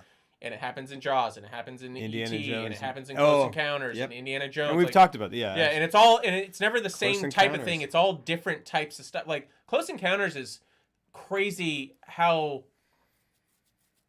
like that's a deep movie. Yeah. It's really deep. Yeah. And it's surprising to me Francois Truffaut's in it. Yeah. And it's crazy to me how they still treated him post Close Encounters as still like the Hollywood, oh, he makes those fun movies. Yeah. And I'm like, that was a highly personal like artful film that just happened to be about an alien invasion, but it went in a completely different direction with it. Yeah. And it's beautiful and deep and highly emotional, and the music is it's just we got to do that movie at some point. Yeah. Oh like, yeah. It's so good. Yeah. Absolutely. And that. But they marriage each other like they're. That's 77. 70. I think it's 79. 79? Okay. Because when did Jaws finally come out? 75. Oh, it came out in 75? Oh, so Yeah. maybe it was 77. No, I thought maybe. Wow. Sergio Leone and Ennio Morricone. Sure. But I mean, I just think that. Oh, yeah. Sure. Yeah, sure. But I mean, I think in terms of like actual, like what is referred to, the feeling that people talk about when they say movie magic. I mean, like John Williams and Steven Spielberg is the 80s. Yeah. And I think you could say like Danny Elfman and Tim Burton. Sure. In the sense that you don't see those movies don't work without his music and vice versa. Yeah. Kind of Or thing. they certainly work far, but yeah, exactly. Yeah. I mean, or yes, absolutely. Because like you see, like John Williams will go off and he'll score all the Harry Potter movies and whatnot, and it's like his Harry Potter music is crazy good. It's beautiful, but there is just something about what he does with Spielberg that Spielberg knows how to utilize his music in just that right, beautiful way where he almost gives he's like, I know I've got Williams in my back pocket. Yeah. I know how to use them. So as I'm workshopping my movie and building it and making it, I'm going to make sure that I have moments to highlight. Absolutely. I'm like, this is going to be a music moment. Like Jurassic Park, like like when they first see the brontosaurus. It's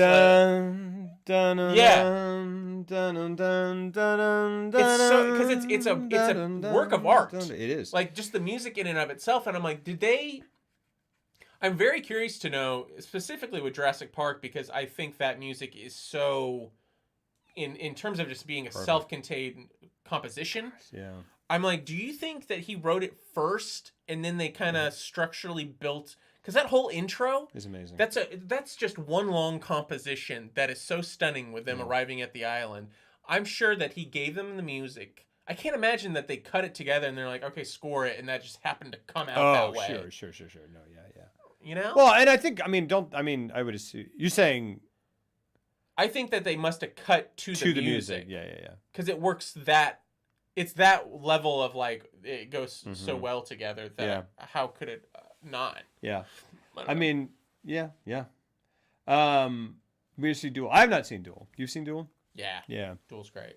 Yeah. But I mean, but you're talking about moments like that. The brontosaurus, whatever it is, whoever brontosaurus don't exist apparently anymore, but that reveal, the dinosaur reveal. The boulder in Indiana, dun dun dun dun dun dun. I mean, that in and of itself. And he Indiana fucking Jones. Seriously. There's just so many. He does there are just magical scores that he's written for other films. Home Alone is beautiful. Love Home Alone so much. Like the JFK score, like there are these great things, but it's just. But and you talk about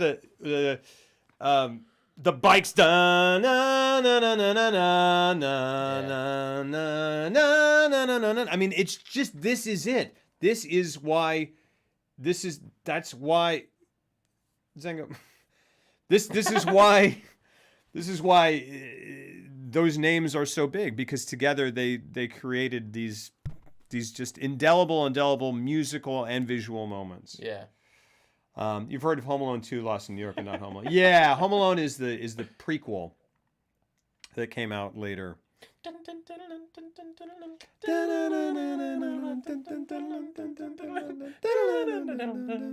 Yeah, just the little house. Blue. It is so. I watch it every Christmas, and I get so pumped to watch it, and then that happens with that music, and then the house coming in. It's so great. And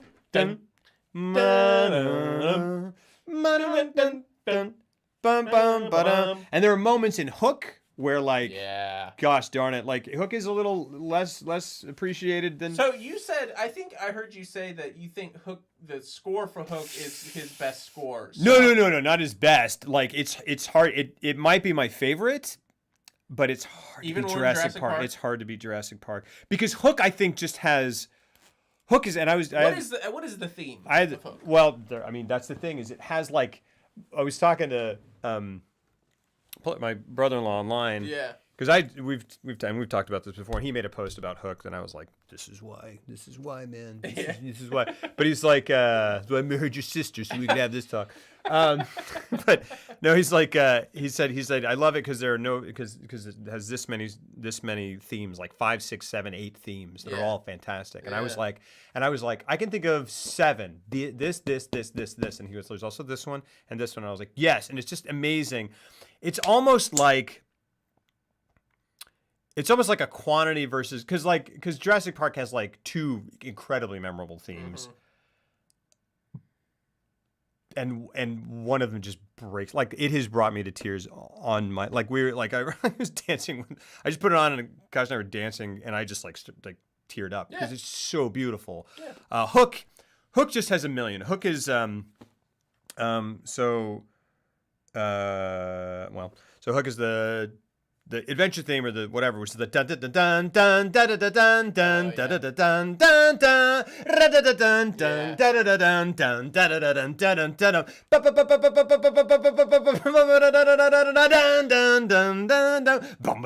That's amazing.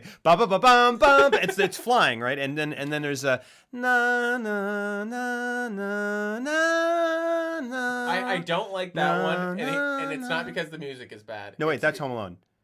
Na na na Na, na. na. But did we just find an overlap? Hold on, no, Because no, her no, no. singing. That's the that one just counts. That one's not the best. That moment in the movie. I understand. Not hate. really alone. Oh, God. And it's not even. I want to be like, that's the worst of Spielberg whimsy, but it's not. It's that actor. She is she's not good, and she's just singing. She's holding that fucking wooden post and like. She does do that. And I'm like, you're 5 and you're terrible. No, you can't say that to her. But she's probably a congresswoman now. It's fine. Yeah, right. No, and then there's the so without I went into Home Alone, which hold on, but so that then there's the dun dun dun dun dun dun dun. Oh, that's great. Bum bum bum bum bum bum bum Me with yeah. fucking what's his name? Bob Hoskins is Bob amazing. Hoskins giving the performance of his career in a career full of great performances. It's amazing. He's so good in that. She was trying her best. What's good the oh my goodness gracious. Look, let me rag on a girl who's probably way older than I am now. Yeah, that's true. Then here's the and then there's the part where, gosh, I can't remember the theme, but it's heartbreaking, and it's the there you are, Peter. Oh, yeah. It's just the that's a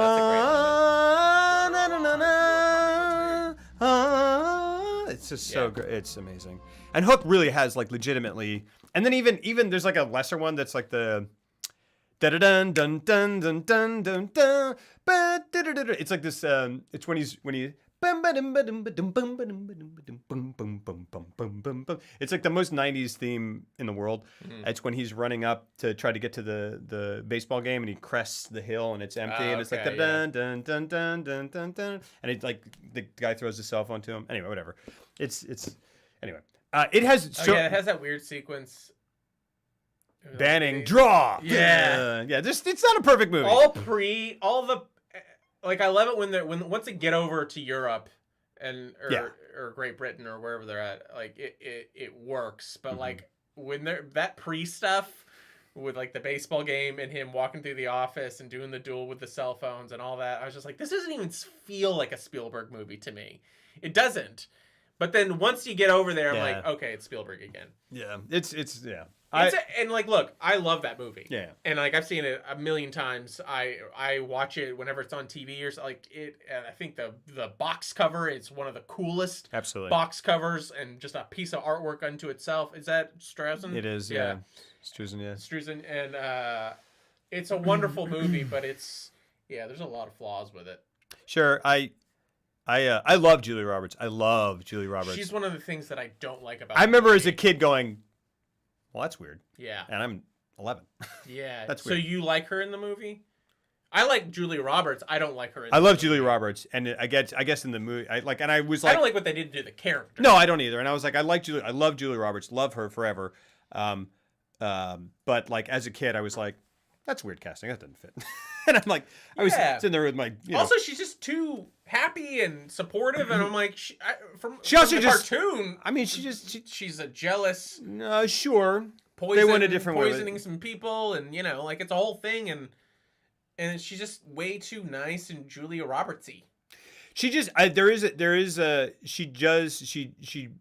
It's interesting because one thing that Julia Roberts does is just ground that character immediately and make it seem like just a real person who lives in the world that you live in, just whatever. And so it's interesting to do that to Tinkerbell because it comes off as someone who's like, from Georgia, like she is, and she's like, but I think it kind of works. I think it works. Ultimately works. It's no one could have done it better. It's the inherent flaw for me is that I grew up with the Disney cartoon. Sure. So the fact that she is talking at all is making it way too. Oh, sure. The dynamic has completely changed. Sure.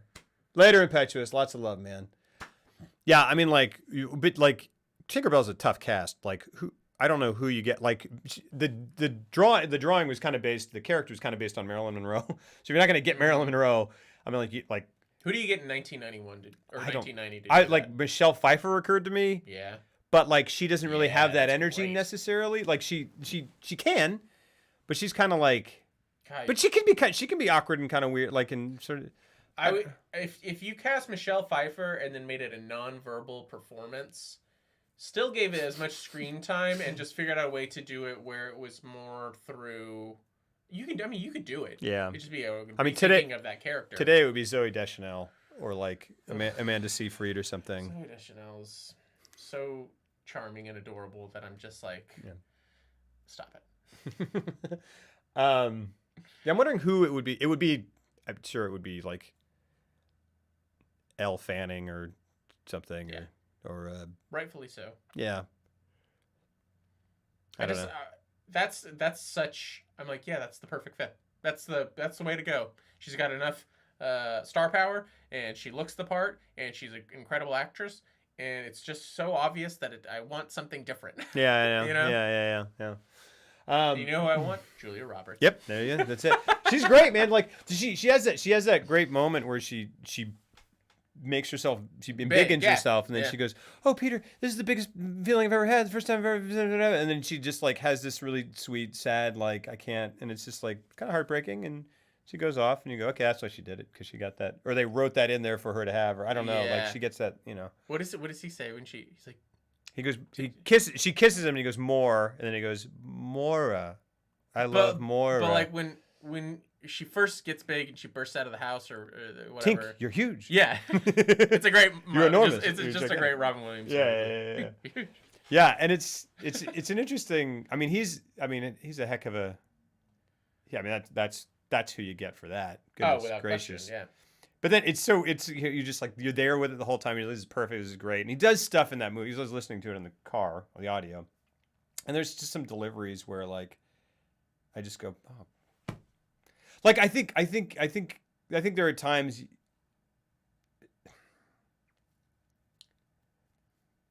Robin Williams was just terrific and fantastic and wonderful. And there are some times where like you could pick out some of his performance and go like, it's like not always as subtle as you could be necessarily.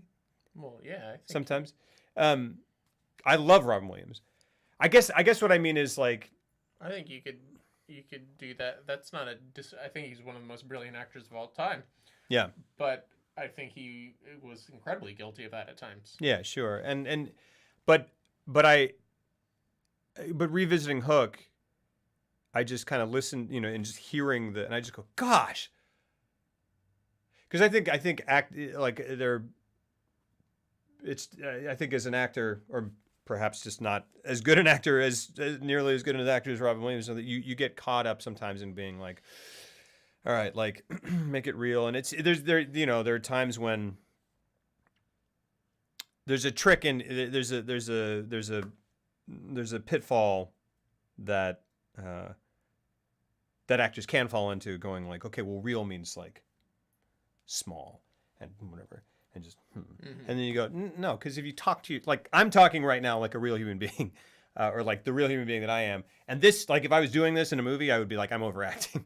This is ridiculous. You know what I mean? But it's like, but there's such a tremendous skill in finding that right just balance. Bam. Like it's not doing anything, and it's not it's just kind of going, no, finding the, you know, just coming at it from a place of truth, and then like imbuing it with energy.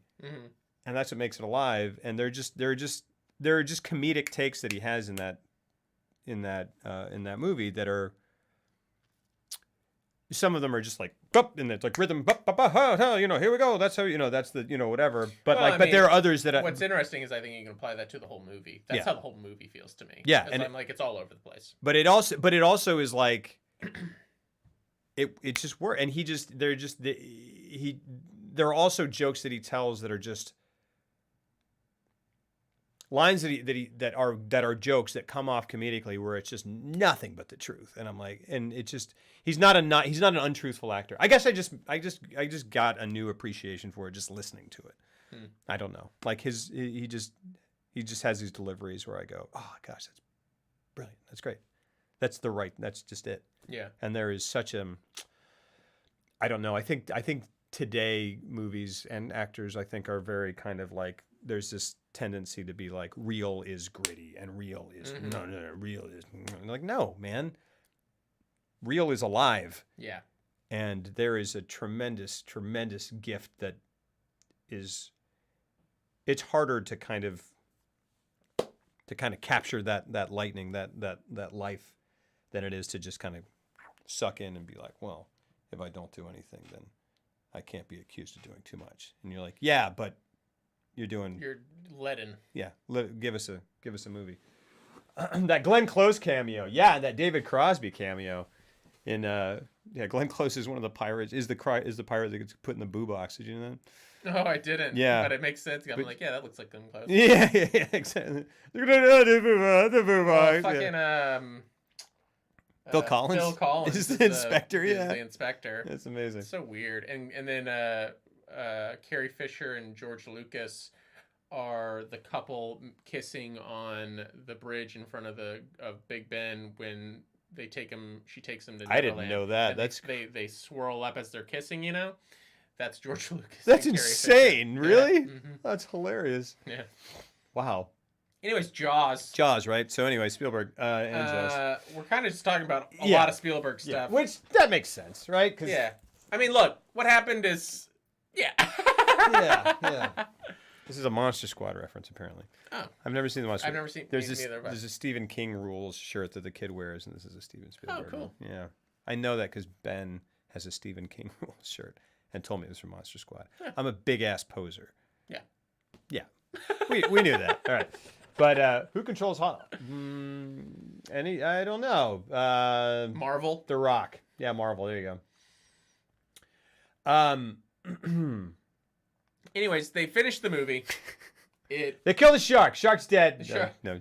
They finished filming the movie after 159 days. They put it together. They put the music in. They realize they've got something special. They screen it.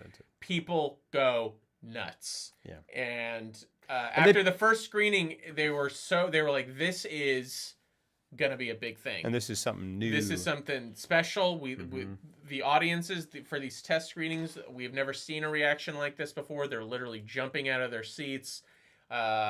People are terrified of this. Again, you got to remember, this is 1975. People hadn't seen anything like this before. Yeah. And they were like, this is going to be big. Mm-hmm. And Spielberg, knowing all this, was still like, I can get one more scare in here. Yeah.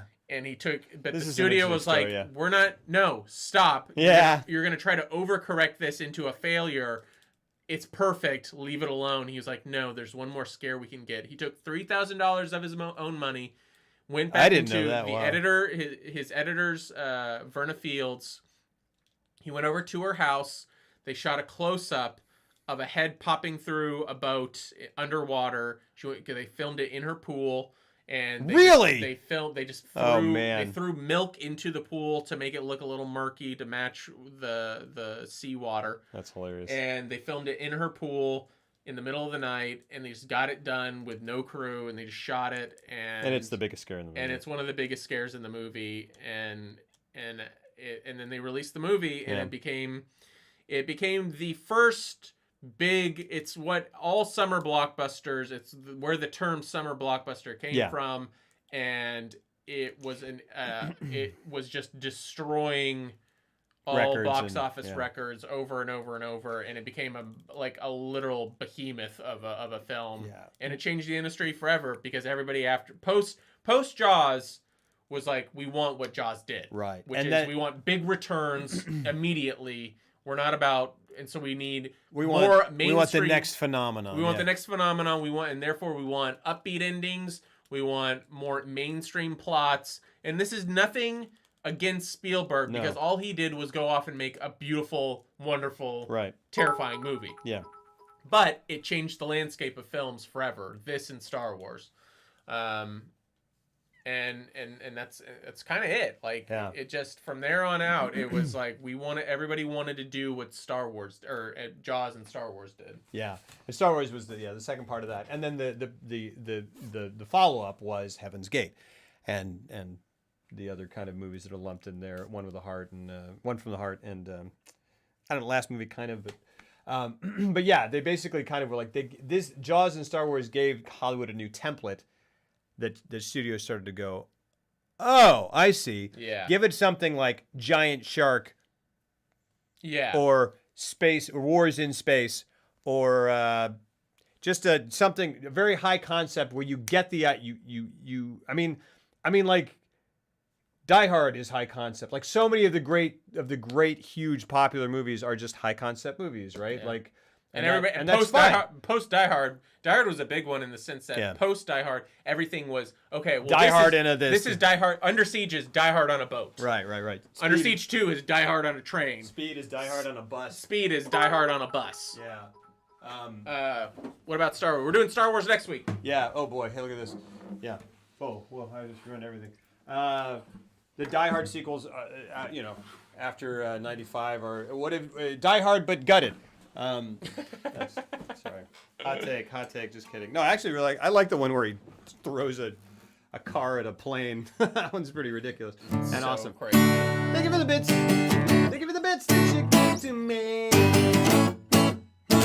Zango, sorry, your question earlier. What scene was that? That's the scene where they go, where Hooper goes down. You go to find Ben Gardner's boat. Ben Gardner's boat, and his head floats up through a hole in the. He was the big, large fisherman that Quint's character is kind of based off of. So, yeah, essentially, or like loosely, and he got like a lot of his lines from and stuff. from the, yeah, which I. But he's the guy when all the boats go out to sea to go catch it. He's like throwing dynamite. Yeah, and he's like, "Oh, we're gonna wish your fathers didn't meet their mothers when they something boy."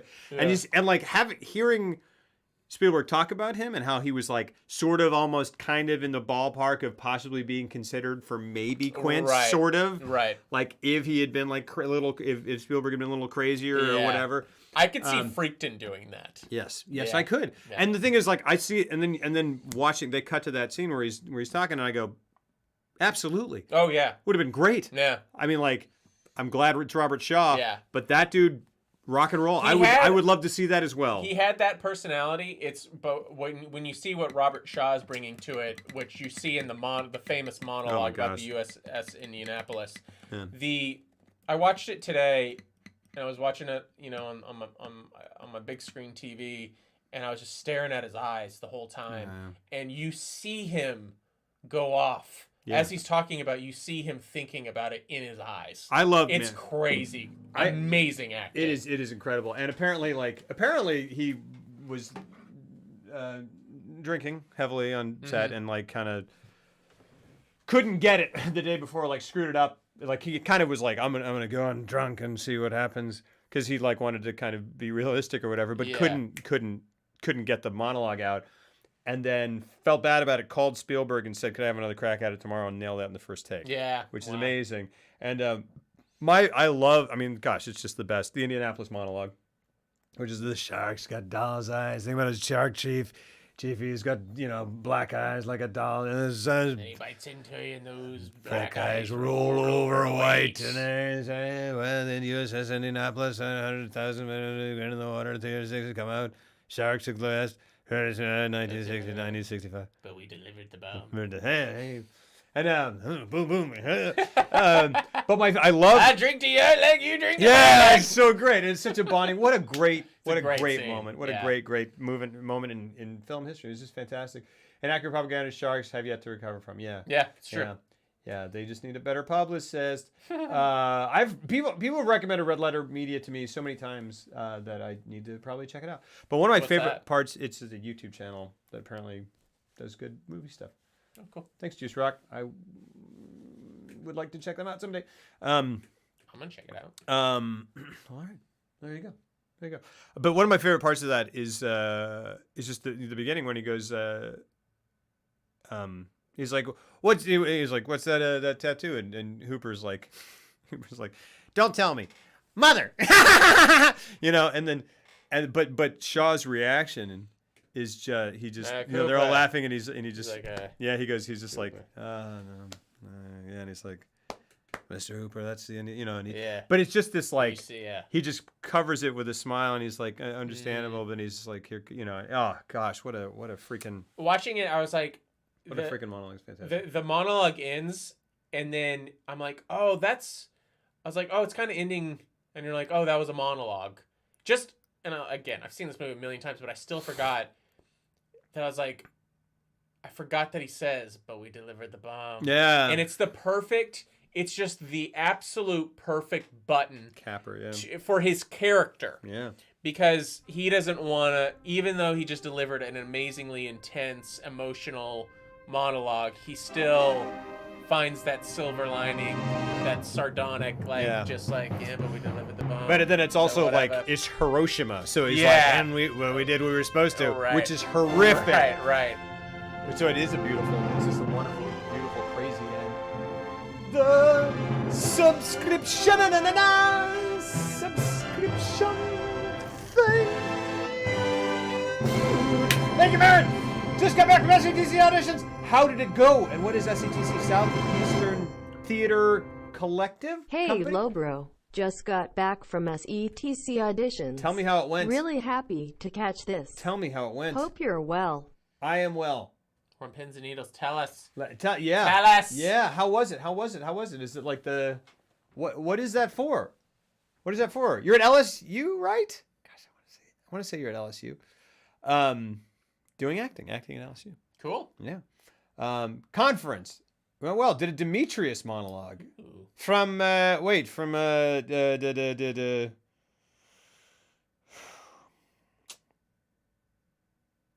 Nope.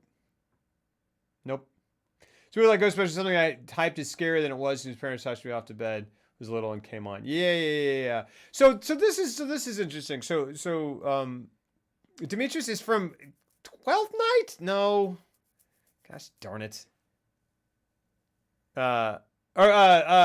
Wait. Midsummer? Midsummer, there you go. It's pre-screening to be able to audition for Pro Theater Houses at the conference. Whoa! Wow, cool. Dude, rock and roll. Yes, all the best of luck. Guys, hearts in the chat, please, for Marin. Yeah. That's freaking awesome. Doing this so slowly. Rock and roll, dude. There you go. I had it. But yeah, so speaking of that, like you saying that it's scarier than you thought it was scarier than it was not being able to see it. So it's interesting. Like, where would you categorize this? I mean, is this a horror film? Is it a thriller? Is it an action movie? Is it a drama? What is it? I think it's an adventure film. Yeah. Okay. Yeah, and that's the other thing is that. Sorry, just to get back to to get back to that William Spielberg thing. I think that is what they did. They really sort of like in the modern era, like that is what adventure films are. Yeah. Is Spielberg and Williams. That's adventure. Yeah. And it's hard to get those because it's like hard. You get action, you get thriller, you get whatever, but it's just this the stuff that's happening is intense, but there's a heart in it, and it's light, but it's thrilling, but it's not. And it's kind of bigger than life. Yeah, but it's still grounded, and they manage all those. They juggle those things so well. Yeah. It's hard to. Because I mean, you could call it a horror film. You could, but you call it a monster movie or a thriller. I never really can mark a movie. Yeah. I can never grade a movie based off whether or not it scares me. Right. Because, and this is not like a macho thing or anything. It's just like not a lot in terms of movies. Yeah. Scares me. Me either. And I can bench press a lot. And I can bench press a lot too. We don't even need to, we don't need to compare because we just both know we can bench press a lot. A lot. Dang. And movies don't scare us, bro. Roll! Anyway, see you guys later. Same. We gotta go work out. I agree. Yeah. But like we just like The Exorcist is one of my favorite movies of all time, and while I feel like it's an unsettling movie, I don't find it particularly scary. I just find it fascinating. Yeah. And I think that's true of most films. I'm just like, oh, that's a great movie, and I enjoyed that ride. But even stuff like even stuff that I thought recently was like an effective horror movie. Like I thought The Conjuring was actually very effective. But I just don't get scared. I think why I like horror movies is I get happy. Yeah. I'm like, oh, this is really working. It's working. Yeah. You're great. Like appreciative of the. Yeah. So it's more of that. And so like, I guess But would you think is Jaws a horror? I don't think it's a horror movie. It's hard. It Yeah, has it's not a horror nothing- movie. It's hard to categorize. It scares the. I think it scared the crap out of people at the time. Put it in context of the 70s. Like, I mean, legit, people didn't go into the water for years afterward because they were like, oh, sharks. Yeah. And so on that level, it was very effective, and I think it did. I think one of the cool things about the music is how they utilized it, because you know, they would use the dun dun dun to let the audience know that the shark was coming or the shark was around. Yeah. And sometimes they would not use it at all, and then the shark would just appear, and then that's what scared people. There's also this beautiful, like, kind of piratey, adventure-y, sprightly little dun dun dun dun dun dun dun dun dun dun dun. That's the one that comes on when he's like, bring her around, bring another barrel in, we'll bring her around. And it's amazing. It goes into that, and I'm like, woo. It's amazing. That's where it's almost like. That is John. I mean, obviously it is John Williams, but that's what I'm saying is, like, that's what he brings to it. Yeah. Because take that out of the movie, that they play that kind of at unexpected times. Like, like the shark has just done something horrifying, and then they go brr, and then they're playing this like seafaring dun dun dum bum bum bum bum, and you're like, adventure. Yeah. Like, that's it. Like it lightens it so much, and it just makes you go. But here we go, and it's thrilling. I mean, but it's also light and happy. It's light, and then it kind of, it adds gravity when, you know, there's like a theme that is used kind of during evening on the water scenes, like at sunset, like when he's on there's a gorgeous shot of Quint on the front of the boat, and he's rocking back and forth, and he's just staring after at it's gone down, and he's just staring at him with this look, and they cut to him twice because it goes to Hooper, Richard Dreyfuss, and it cuts back to him, and it's like a medium, and he's still looking at him, and there's a look in his eyes that he's like, it's crazy town in his eyes. He's like, this is what I do. This is my life, and this is what I live for. Yeah, and I think it cuts back and it's wider, and he's like more in silhouette. It's it's watching the sun go down. But the music in that moment is just very calm, but almost kind of menacing. But it's magical. It's just magical music. I agree. Solid Megan was not funny enough for how bad it was. Hey, Scorp. No, you didn't miss it. I mean, we've been talking for a while, but it's still going on. Yeah, we've been going off on weird tangents. Yeah. Only horrors you've seen is Halloween, Friday the 13th, and The Strangers. That's interesting. Nothing in between those. Wow. that's cool. I mean, hey. Halloween's one of the big ones, yeah. Friday the 13th is also a classic, and The Strangers is, I mean, I haven't seen it, but I think probably a reasonably worthy entry into modern... What, The Strangers? Yeah, Strangers is good. Yeah, it was good. Jaws was so effective at giving people aquaphobia that it directly contributed to the sweaty leather aesthetic of the 80s. That's not a piece of trivia I was aware of. The sweaty leather aesthetic. I need to know what the sweaty leather aesthetic means. Wait, and how does that relate to being afraid of water? What is the sweaty leather aesthetic? You're like cruising? I'm excited to know. Yeah. Are you talking about like Warriors? Oh, yeah, there you go. That's like saying the only science fiction films you've seen are Star Wars, Empire Strikes Back, and Tron Legacy. Because no one ever showered. Gotcha. There we go. Oh, got it. So nice. you're here. And we're just living like down here. Just kind of like foraging for whatever we can. So like I don't know. It's interesting because it is scary, but I think adventure is good. But it's almost like if I went into a non-existent video store, and saw the ghosts working there, and said, "Hey, ghosts," and they're like, "Yes, sir." What are you doing here? Your kind aren't supposed to. And I saw Jaws categorized under horror. I'd be like, okay. Like, okay. I mean, I guess, yeah. Okay. But like, I don't, and I think adventure that's great. That makes the most sense. But a lot, like, adventure movies, true adventure movies are so. It's basically Spielberg. There's so few and far between. It's adventure. Yeah. It's Moby Dick. True. I mean, it's Moby Dick. It's an iteration of Moby Dick. It definitely is. Maybe I also seen The Thing and Alien. Those are absolutely true. Those are absolutely horror movies, and those are great. Those are great. You're doing fine, man. Have you seen the ones that you just mentioned? You're good. The Thing and Alien are like two of the best sci-fi horror movies of all time. You like seeing a documentary? How many dollars is a Lobrobucks? None. It's fake dollars. It's actually, the full name is Fake Lobrobucks TM. Technically anything, horror movie that scares you. That's true. Like an inconvenient truth. But yeah. So it's interesting, like thinking about how to think about this movie. But so now back to like my whole thing about like, because I was getting ready to watch it. I'm like, yeah, like if someone's like Jaws, like, oh yeah, Jaws is classic. Jaws is great. Mm-hmm. But then if you really pin me down and start talking about it, I'm like, well, I mean, it's not like it wouldn't be one of my favorite movies that I would mention. So weird. It is. Well, I mean, I just kind of go like Jaws is like it's like Star Wars. It's a huge phenomenon. It's great. It's whatever. I mean, it's not like Star Wars, but I'm like everyone knows Jaws is a classic. It's covered. I don't need to like champion it. It also like I'm just kind of like. But is that all it is? It's just because it's popular? Are you doing that nerd thing? Where No, you're I'm not. like... No. It's just I just kind of go like my favorite movies.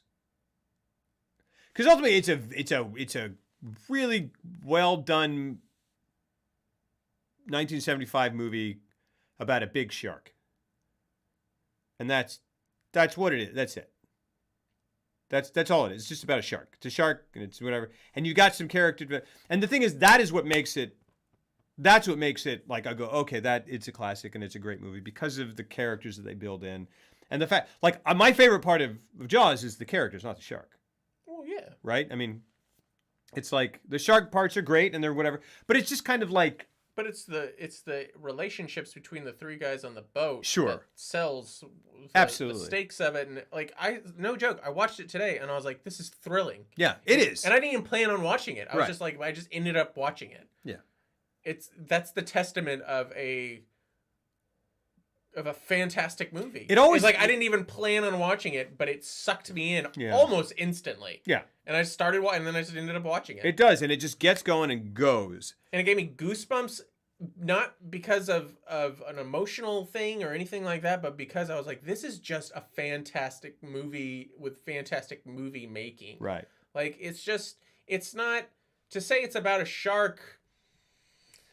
It's just I mean, it's a movie about a shark. Sure. It's called Jaws. Sure. But that's not what makes the movie good at all. No, right, absolutely. And I mean, it's that's the thing is it's like it's about. I mean, the testament to how good Jaws is the fact that no one has ever been able to do it again that way. Right, because it's not even about Jaws 2. It's like, not about being scared. It's a fun movie. It's a fun movie. It is absolutely. That's why saying it's a horror movie feels wrong because I'm like no, because it's. I mean, Friday the 13th is fun, but it's like dumb and it's yeah, schlock. This is a fun. Yeah, these guys. I mean, these performances, this chemistry, these guys. That's the movie. That is it. You know what I mean? That's what makes it and amazing. It's not even like there's deep character work aside from like maybe Robert Shaw's like monologue, but it's chemistry and it's just fun. Yeah. You know what I mean? Like, I mean, you could make all the arguments that you could kind of throw at this movie. You could throw at Indiana Jones, like Raiders. Right. Like Raiders is kind of superficial in a lot of ways, Yeah. but it's just a rip-roaring good time. It sure is. Because everybody, the chemistry of all the actors, and it just moves at such a quick pace, and it's adventure filmmaking. It is. And he was the best at it at the time. He was, and I think that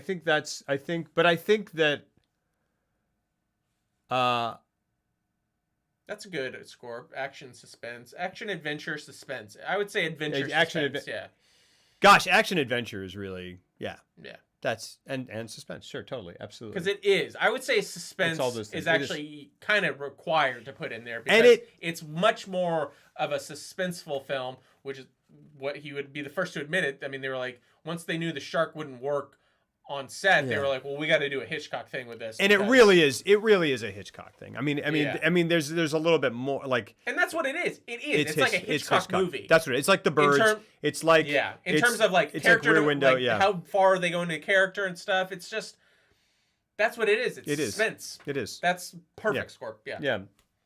Because it is so much like Hitchcock. It is. It's so much like Hitchcock. It really is. Yeah. Interesting. And that is I never really thought about it. No, I didn't really either. Until really, again, like watching that scene again, that beach scene with You know, the beach scene in Jaws. I mean, there really aren't that many, but Yeah. but the one where, you know, I mean, just The even wipes, even the yeah. wipes is just so And then Hitchcockian. the Hitchcock. Then vertical literally the effects, Hitchcock shot, exactly.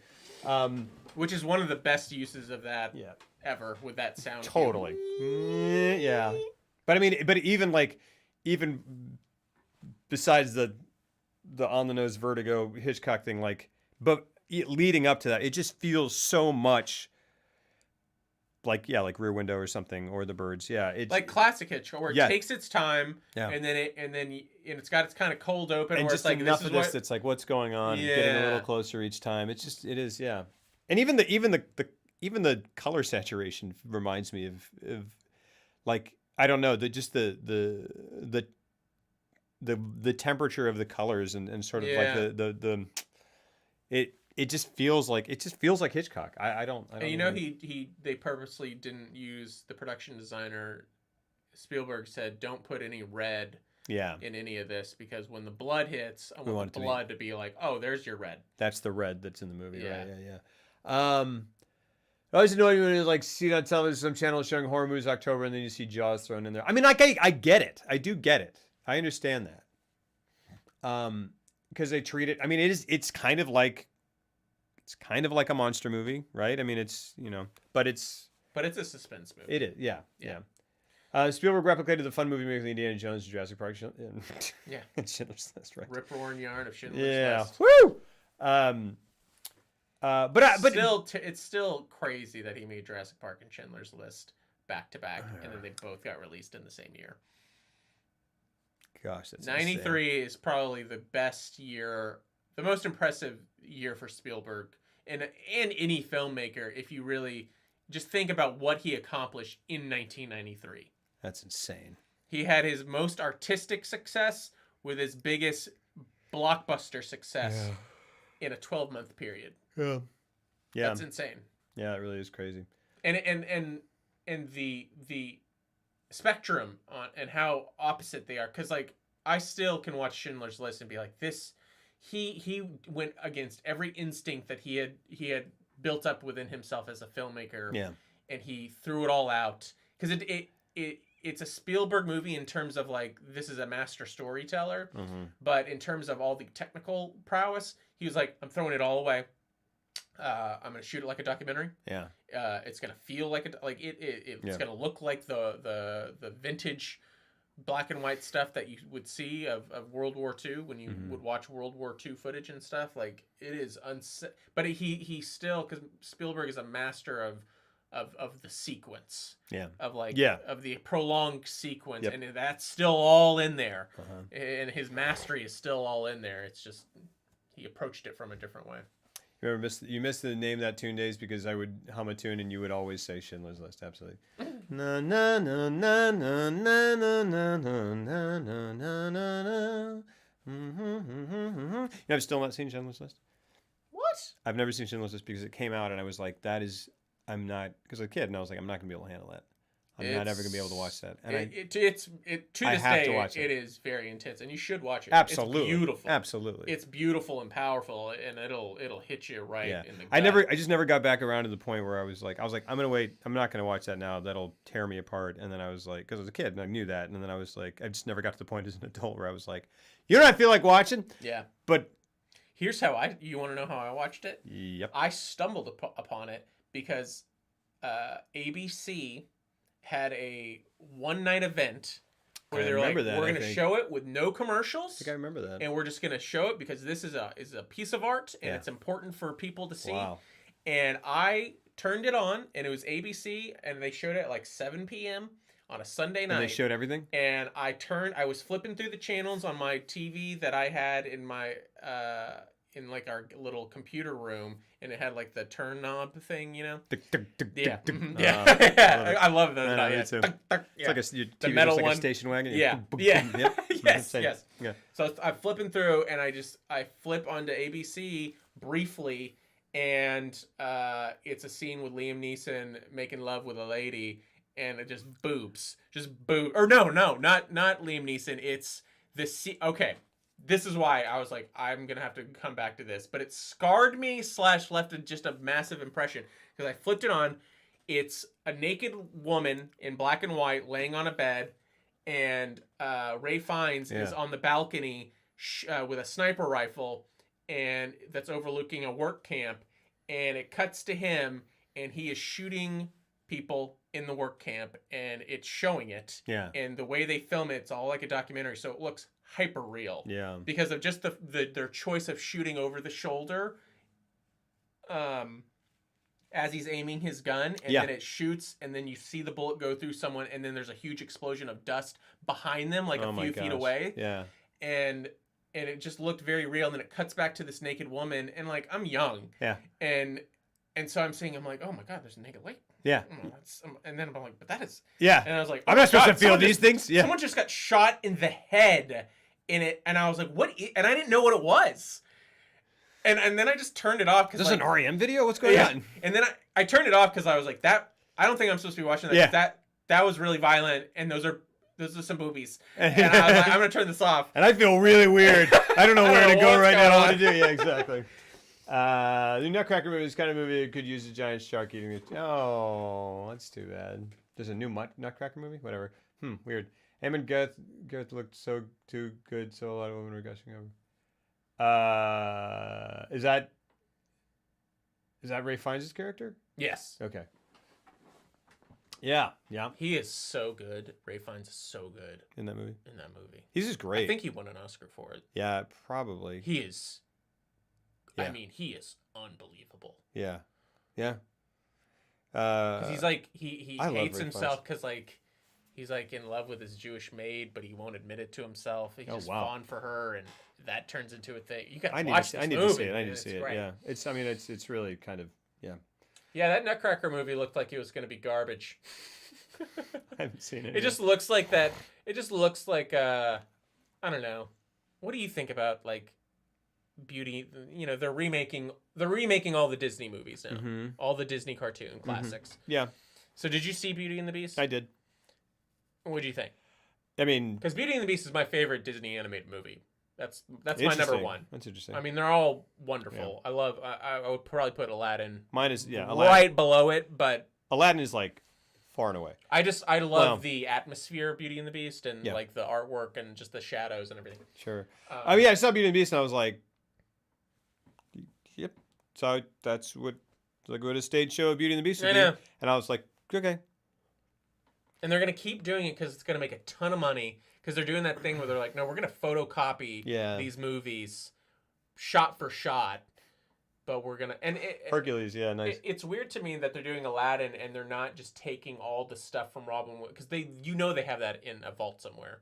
His just audio recordings. Yeah. Where they let him run. I mean, yeah. Because, I mean, that's a thing. They just let him run. Absolutely. And where they could use other stuff that he didn't need. But absolutely. And but it's weird because you go, it's that just kind of really magnifies what the underlying issue is anyway. Because that would be, if they did that, it'd be like, cool, but like, that'd be wrong. That's weird. Yeah. But also, like, even if he was still alive, though, and they did that, or they just had him come in and voice him again or whatever, you'd be like, you can't have anyone else be the genie. Yeah. And then you go like, well, what are you just going to do it again? And you go, why are you doing this in the first place? Yeah. That's the point. Yeah. Why are you doing it? Like, I don't, it's fine. And they're setting themselves up for failure by doing Aladdin as their next big movie. Yeah. Because that is they're in a real pickle there. Because, they got Will Smith. And I'm like, great. You got Will Smith to take over. I mean... it doesn't matter who you got. Yeah. No one could do what Robin Williams did there. It was a very unique thing that they built that whole... Jim Carrey's the only other person. Around. Yeah, like Jim Carrey, maybe. I mean, but like Robin Williams is who you want. Yeah. It's Robin Williams. That's funny. Can't wait for the Hunchback of Notre Dame live action film starring Chris Hemsworth as Quasimodo. Yeah. Megan Fox as Esmeralda and Dwayne Johnson as Frollo. Good gravy. Yeah. But I mean, that's the thing. They can't. It was specified in his contract. Okay. Well, that's an odd contract to specify. Oh, I get you. Never mind. He probably was like, because I improv so much. Sure. Yeah, he's just got cash cows because of his current cultural climate. Well, that's what I'm saying is like, and that, part of me goes like, literally everyone else is doing it. People are just remaking everything because they're like, what do we do next? What remake can we do? Can we throw up against Universal? Because we've got to, and Warner Brothers is like, we got to throw up a remake that has as much name I mean, recognition what as the fuck are we gonna do in 20 years when there's nothing to remake? That's what I'm anymore? saying. Well, and the other thing is like, in 20 years, when they look back on the cinema of today, it's just the rehashed cinema Of the 80s. It's It's not Marvel? a good cinema of 80s and 90s. It's Marvel, and then it's just rehashed crap. I mean, Yeah. it's insane that we'll have to be like, wow, 90s. Then I guess we'll go back to the 90s. And there are great films being made. There are great films being made, but I don't know. The It's large like- swath of big budget stuff is that. Yeah, exactly. It's I mean, either Marvel doing Marvel stuff, which is, I'm not a Marvel guy, I love comic books. Yeah. And I think Marvel movies are great, but I also walk out of Marvel movies and I'm like, cool. That vanished out of my brain. Yeah, I just ate a bunch of Jolly Ranchers and it was sweet and and it was enjoyable. Yeah. But there was not a lot of nutrition. There's just, I mean, whatever. remember it's I haven't just seen like, it's recent just ones. crazy how the 80s and 90s, like there's just constantly new things, original thinking, new original ways of viewing stuff. And you're like, wow, this is so imaginative. And it's very upsetting that you either have movies under 10 million being made that are always indie art house dramas of some, or thrillers or suspense, but it's all that. Mm-hmm. And it has to be that because they're being made for under $10 million. And like A24 is kind of leading the way on that. And it's great, but it's like, because their budgets are so low, you're not getting your Dark Crystals and you're not getting your experiments. Yeah. You're not getting your Who Framed Roger Rabbit. True. You're not getting anything that's moving you're not taking a step forward and pushing the grounds on anything. And even people, it's why I get pissed when I hear like Cary Fukunaga, who is like probably one of the greatest working directors right now. He just signed on to do the new James Bond movie. Right. And people are like, isn't that cool? I'm like, no, it's not cool. It's a waste. It's just another great director taken over by a franchise. Yeah. And Cameron's off doing Avatar for probably the rest of his working career. Yeah. And I don't know. It's just a bummer because I miss the 30 the 20 to 50 million dollar movie that wasn't expensive enough to where you could take a chance and do something original, and if it failed, it wouldn't break the studio system, so it didn't have to work, so it could be a little more daring. Absolutely. Worked on 3 Marvel movies. That's pretty awesome. That's cool. gonna be a huge set. Yeah. Again, same. Marvel movies are great, but they're just all the same. They're just in my opinion. Yeah. And it's not that they're bad because they're all serviceable and good. But boy, I walk out and they're of what the they theater. should be. They're what they should be. But it's weird to look back on this era of cinema, and it's not even that there aren't, because there are fantastic films being made like Nightcrawler and Her and Steve Jobs and I mean just a ton of stuff. But they happen and they go away and no one. It's just the business model has completely. It's just like been centered around. No one sees them. They all see. Yeah. They all see, and that's they win awards and then they disappear, and they're like, well, it won awards, but it didn't make a lot of money. So why would we keep doing that? Yeah, like Her is amazing. Her is amazing. Yeah. But even if you've seen it, I bet you haven't thought about it in 3 years because it just came and went. I mean, Sylvie remakes are hot right now, not because people are unimaginative, because people are not in the right cultural state of mind to want anything new. Well, I think really honestly is everyone's got the remake gun pointed at each other, and the first studio to kind of go like, all right, well, we're not gonna make a horror movie or a horror or a sequel to a horror franchise or a remake. But if we don't do that, we put that gun down, then we don't have anything to go up against this other studio's slate of remakes and whatever that to compete with them at the box office. They just don't. You're Martin Freeman stand-in? Oh, that's awesome. That's really great, man. Cool. How America is becoming American Idiocracy. Yeah, exactly. It's just this idea that there needs to be. It's crazy to me how ridiculous the spending on films has gotten. Yeah. Like, if you just didn't spend $300 million, like that's where we're at now. They're starting to spend $300 million. Yeah. Remember when $200 million was like, that's crazy. Remember when $100 million was like, that's insane. Yeah. And now we're getting to the point where people are spending $300 million on a movie where it has to work. Yeah. It has to work, or else you're going to tank a studio. Yeah. Heaven's Gate style. Yeah. and they're just letting it happen, and so you can't. They can't take any risks. They have to. It has to all be. It's got to be a packaged. It has to be marketed, and there has to be a overseas too. Overseas and you start kind of going like, well, does it play in China? Does it play there, here, whatever? And not that there's not intrinsically anything wrong with going like, is this a universal human story? Yeah. But when you're making decisions because you're trying to sell it in markets that just have more people, or and like where you're shooting for that, then it's like, well, you're not making a personal story. You're creating commerce. Yeah. Which you don't have to. It doesn't have to be one or the other. You can do both, but it's hard. And it's funny that we ended up talking about this because this is the legacy. This is a part of the legacy of Jaws and Star Wars. This is what we're saying when we started out this whole thing, this podcast. It's not a podcast, whatever it is. When we started this whole thing, we started talking about how the new Hollywood and its fall led to where we are now. It did so in the sense that it revolutionized movies and gave us the sorts of movies. Part of its legacy, of its successes, or of some of its successes, are the sort of contemplative, thoughtful, experimental, honest, real, gritty, highly personal, absolutely, highly personal, political, just bold in terms of story and what you're saying and how you're saying it. Films that we are enjoying still, right? And it made those marketable, and it made that a premium, and it made that important. By the same token, the greatest successes of the new Hollywood system, Jaws, the greatest financial successes of the new Hollywood system, Jaws and Star Wars, led to where we are now in terms of studios going, we need the next blockbuster. We need the next blockbuster. We need the next blockbuster. Get some people together, boom, boom, boom. Get 42 writers on it till it's something that's palatable to everybody, or at least looks good, or we can get, we can, in a way that we can market it. You can make that movie if we can find a way to market it. I mean, it's like, and we don't want to market it to one group. It's got to work for. It's called a 4-quadrant movie. It's got to work in 4 different quadrants, where it's like, okay, is it gonna hit that youth demographic? Is it gonna work for male and female? Is it gonna is it gonna play to adults as well though? And then what the third one is or fourth one is. This is interesting. China doesn't like movies with a black actor in the main cast. Don't believe me? Go look at box office performances. Look at the difference between Chinese and American posters for films like New Star Wars and Black Panther. Oh my gosh. Yeah. That's really interesting.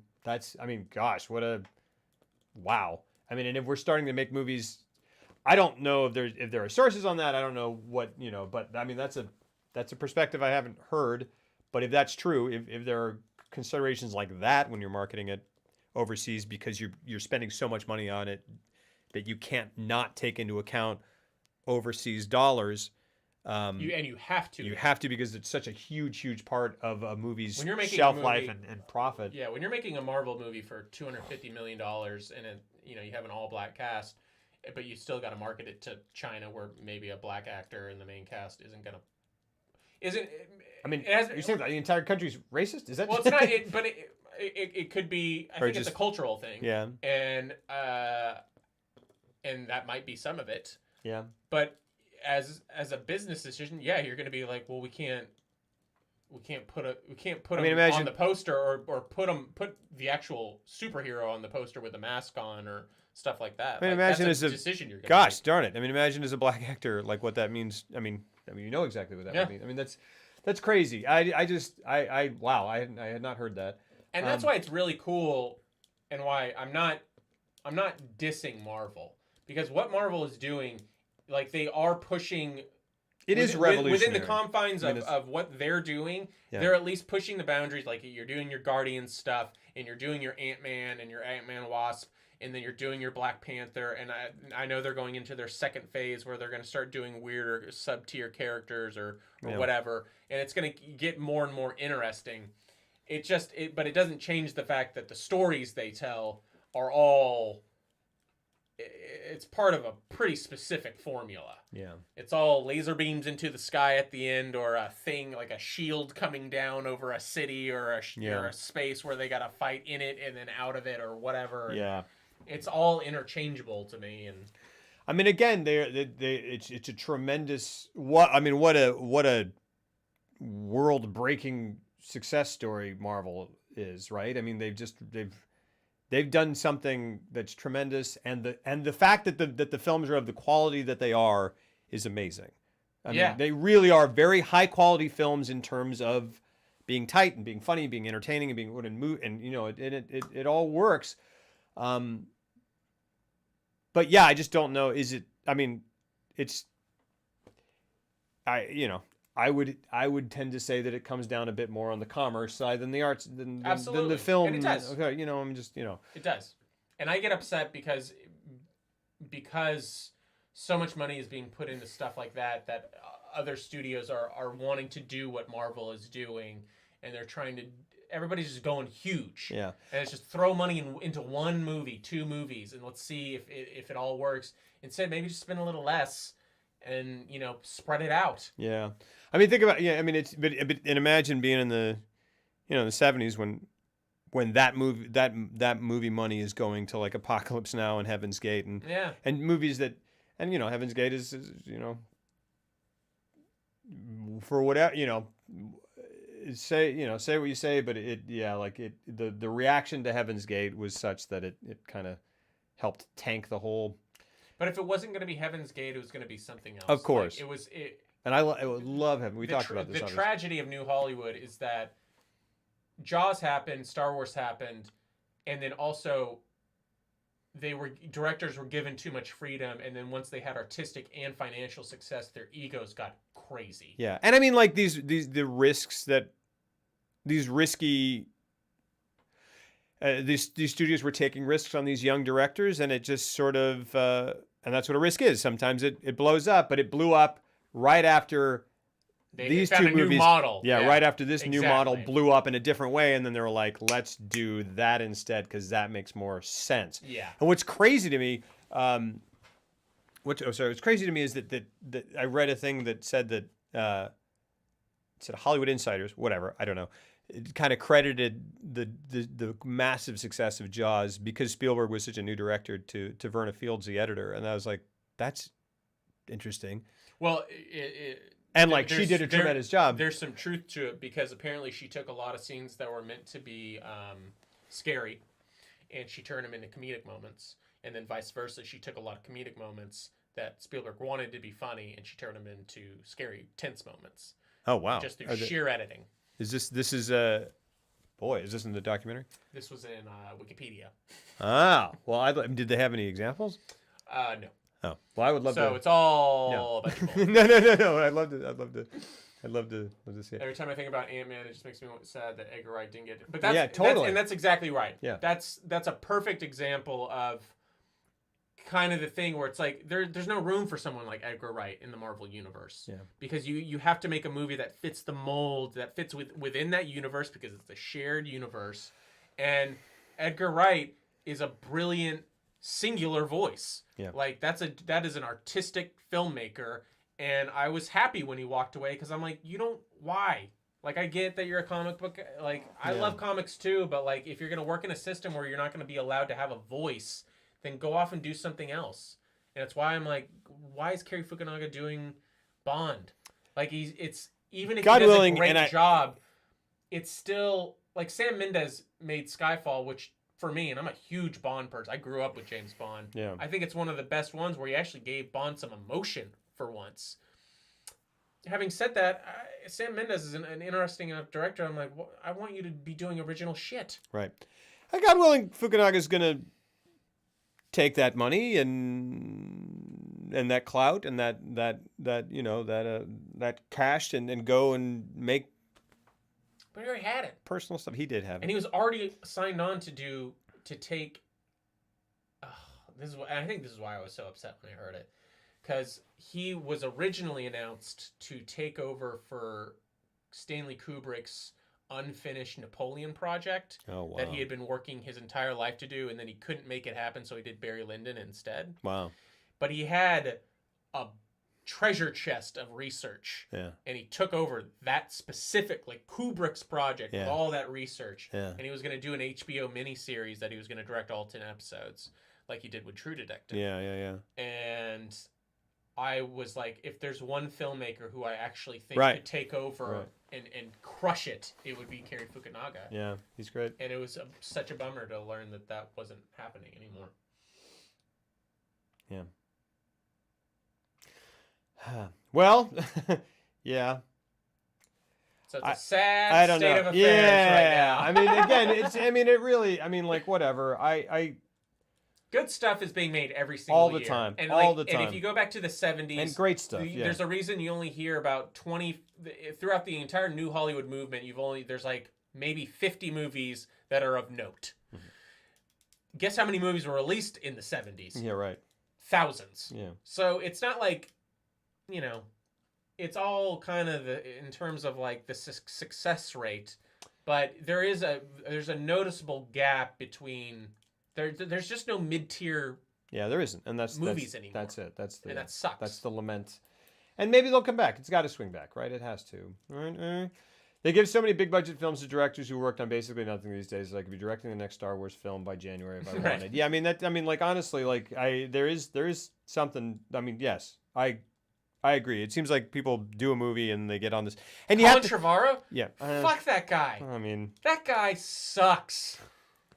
I haven't seen Safety Not Included. But it doesn't matter because I've seen Jurassic World and I saw Jurassic World 2, which I know he didn't direct, but he wrote it. And the worst thing about that movie was the writing. It was comically awful. But Jurassic World 2. But was it a by committee thing? I don't know. He is credited as the writer. Sure. And apparently because Jurassic World was such a huge financial success, he got a big old fat ego. He was like, Spielberg chose me. I'm like, I've got the touch, and it's just a bummer because I went and saw Fallen Kingdom because I like the director Jay Boyana.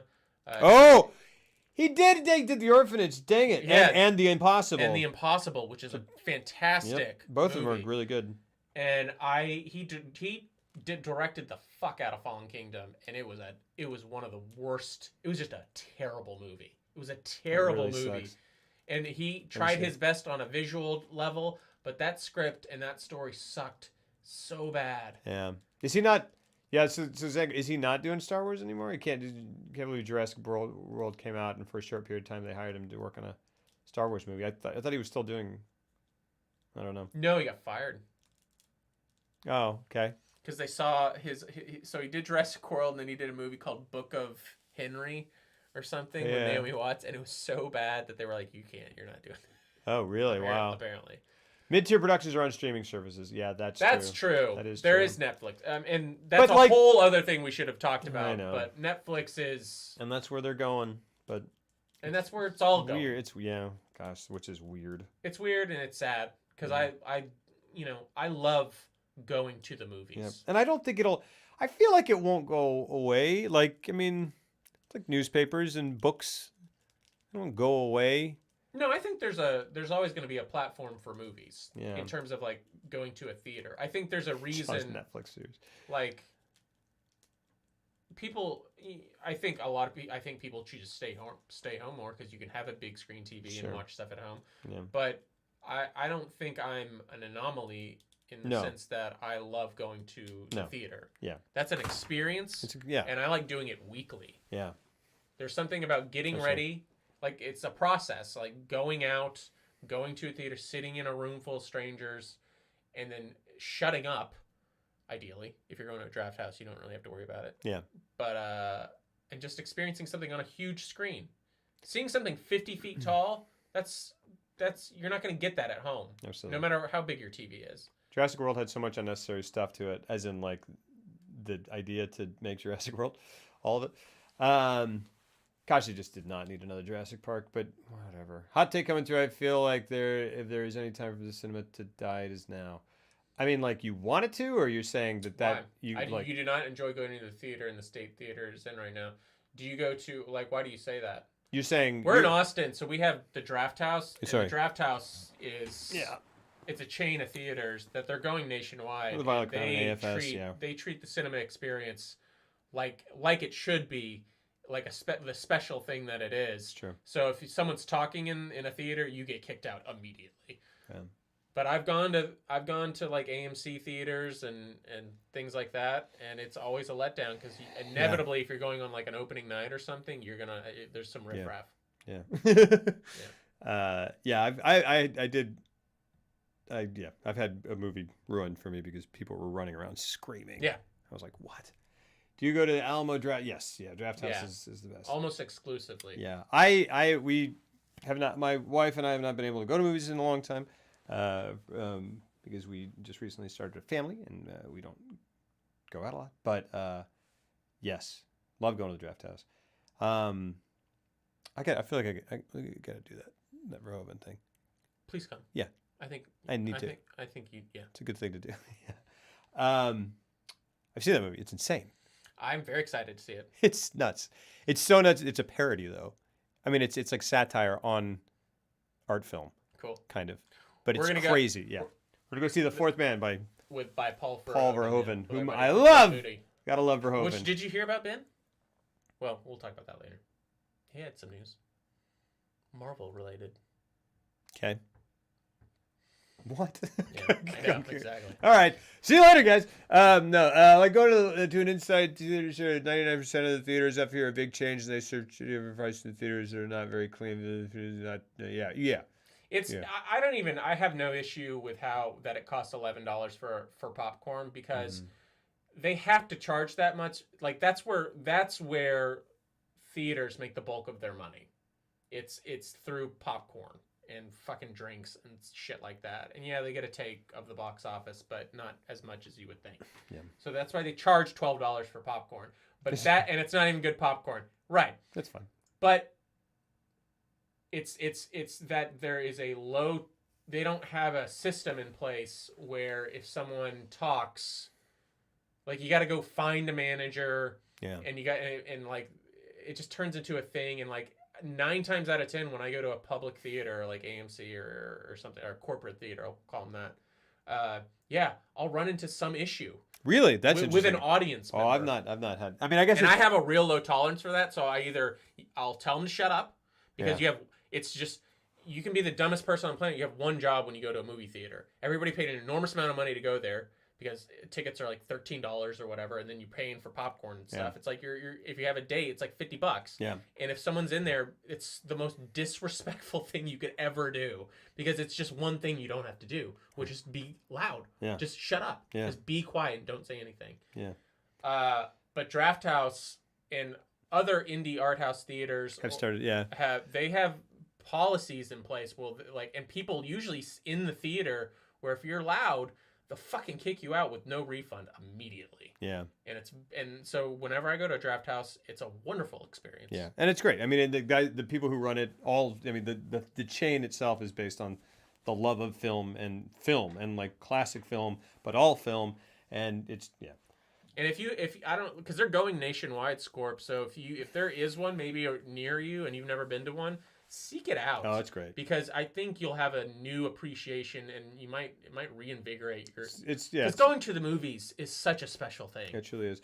What you enjoy because going to the movies is a communal experience. It's there is something about reacting to moments to get like you feel it in the people around you and with you. I mean, like going to see a movie event. Which, these days are comic book movies. But I mean, I remember going to see, like The Dark Knight Rises or even the latest Star Wars films. Like going to see that with an audience an audience that respects the film and is into the film and is there to see it. I mean, there's just something more exciting and communal. Like we all just experience that together, and you can feel.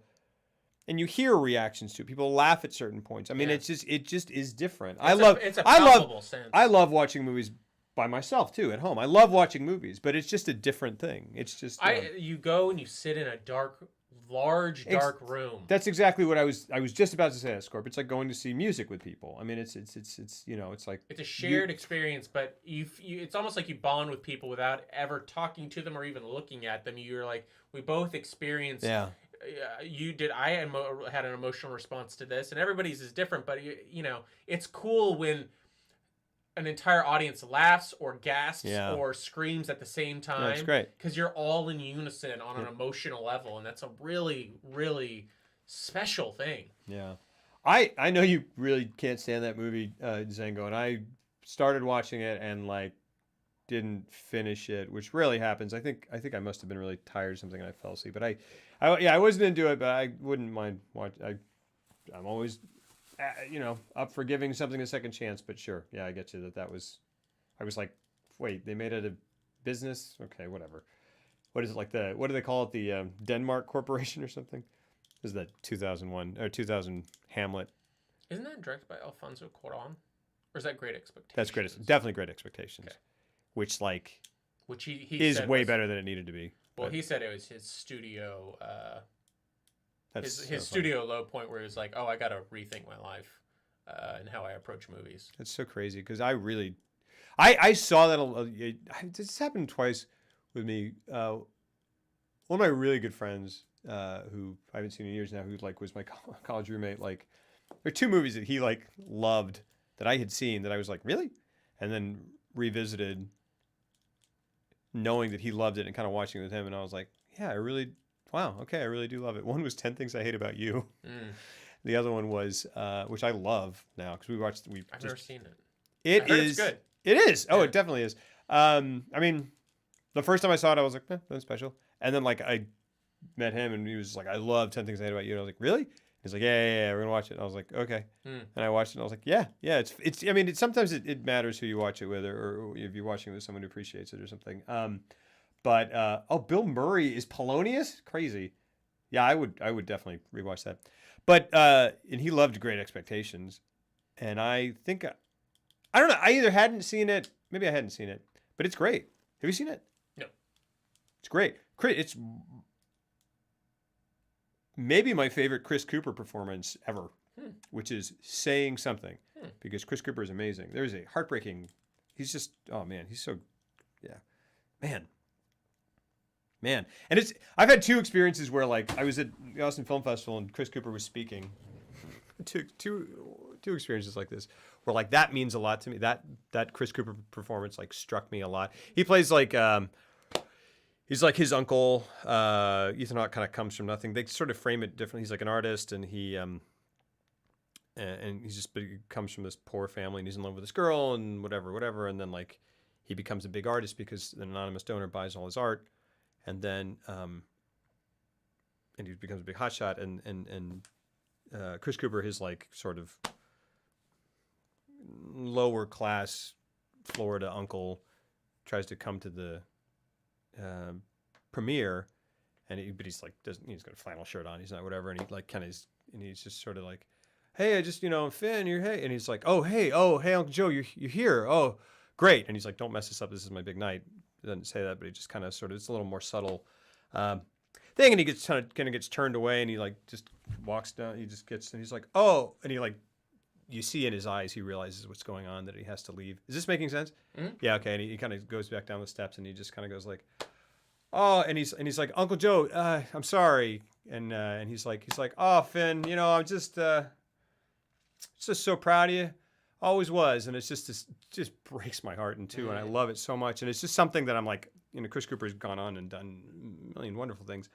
And he was talking about all this stuff, and I just like raised my hand and just asked him about Great Expectations. I was like, that character just means so much to me. It was just so heartbreaking and so everything. Where did it come from? And he just kind of was like, oh, yeah, I remember that. I don't know, it was a long time ago. Great Expectations? Okay. And he's like, yeah, just like, I guess a guy I knew or something. He's just like, we're just kind of like didn't mean much to him. And he's just like, oh, it's just a job or whatever. And I go, oh. Okay, and then the other one like that was when I talked to Sam Rock. Like I got to interview Sam Rockwell, which is crazy. And I love Sam Rockwell so much. And he was in Teenage Mutant Ninja Turtles, the movie. Yeah. The original? Yes. Oh wow. Yeah. What? Do you remember it well? No. Oh, really? Okay. I'm not a. I know that movie very well. You do? Yeah. Okay. All right. He's the guy. If you guys have seen the 1990 Teenage Mutant. You do? All right. Well, it's invisible. Oh, you can't even see it. I can't even put him in front. Yeah. Believe me, I've tried to show it many times. So many. I just had a clip of every time I held up something green that I was really excited to show people and went, "Shut fuck, dang it." But he was in Ninja Turtles. There's a part where they're going like there's a kid. Now I'm in for it. I'm gonna tell the whole story. There's a part where there's a kid who falls in with the Ninja Turtles, but he's gonna join the Foot Clan, and they bring him in, and they're like, this is like the Lost Boys place where the Foot Clan hangs out. And Sam Rockwell is the guy who shows him around, and he's like, and it just cuts, and he's like, yeah, hey, this is where anything you want to do it, you know, anything you want, just whatever. And then one of the kids goes, you got any cigarettes? Which is a perfect impression of that kid, by the way. And Sam Rockwell's walking down these stairs, and he goes, and from out of nowhere pulls out 2 cartons of cigarettes and goes, regular or menthol? And then goes and turns around and keeps walking down without waiting for an answer, because the movie was like, cigarettes, man. Oh. And it's just supposed to make such an impression that when they hold and no one answers that question and he just keeps walking, he's just supposed to be like, we got regular him, menthol. Cigarettes, man. We're not supposed to have them. And then like walks down. Anyway, so you asked him about it? No, well, he's just in the movie, and I just, yeah, it wasn't like, it was after the interview, and like it was like a round table thing, and I went up to him and I was like, hey, I'm just a big fan of yours. He was like, yeah, and I was like, I just wanted to ask you about Teenage Mutant Ninja Turtles, because I love that movie and whatever. And he's like, huh? I was like, Teenage Mutant Ninja Turtles. He goes, oh yeah, Teenage Turtles, yeah. And I was like, get, and my heart shattered. And then I was like, oh yeah, never mind, whatever. And then I realized on the way out, I was like, he was like 28 or like 25 years old when he made that movie. He didn't care about Ninja Turtles. He's like 20 years older, 10 years older than I am, or 20 years older. Yeah. And I don't know. Like, I love that movie, and I wasn't like so much that. Anyway. I mean, I feel like that's true of a lot of great actors where they. Sam Rockwell is Black Mask. That would have been amazing. That would have been amazing. That would have been amazing. Who is it? Remind me again.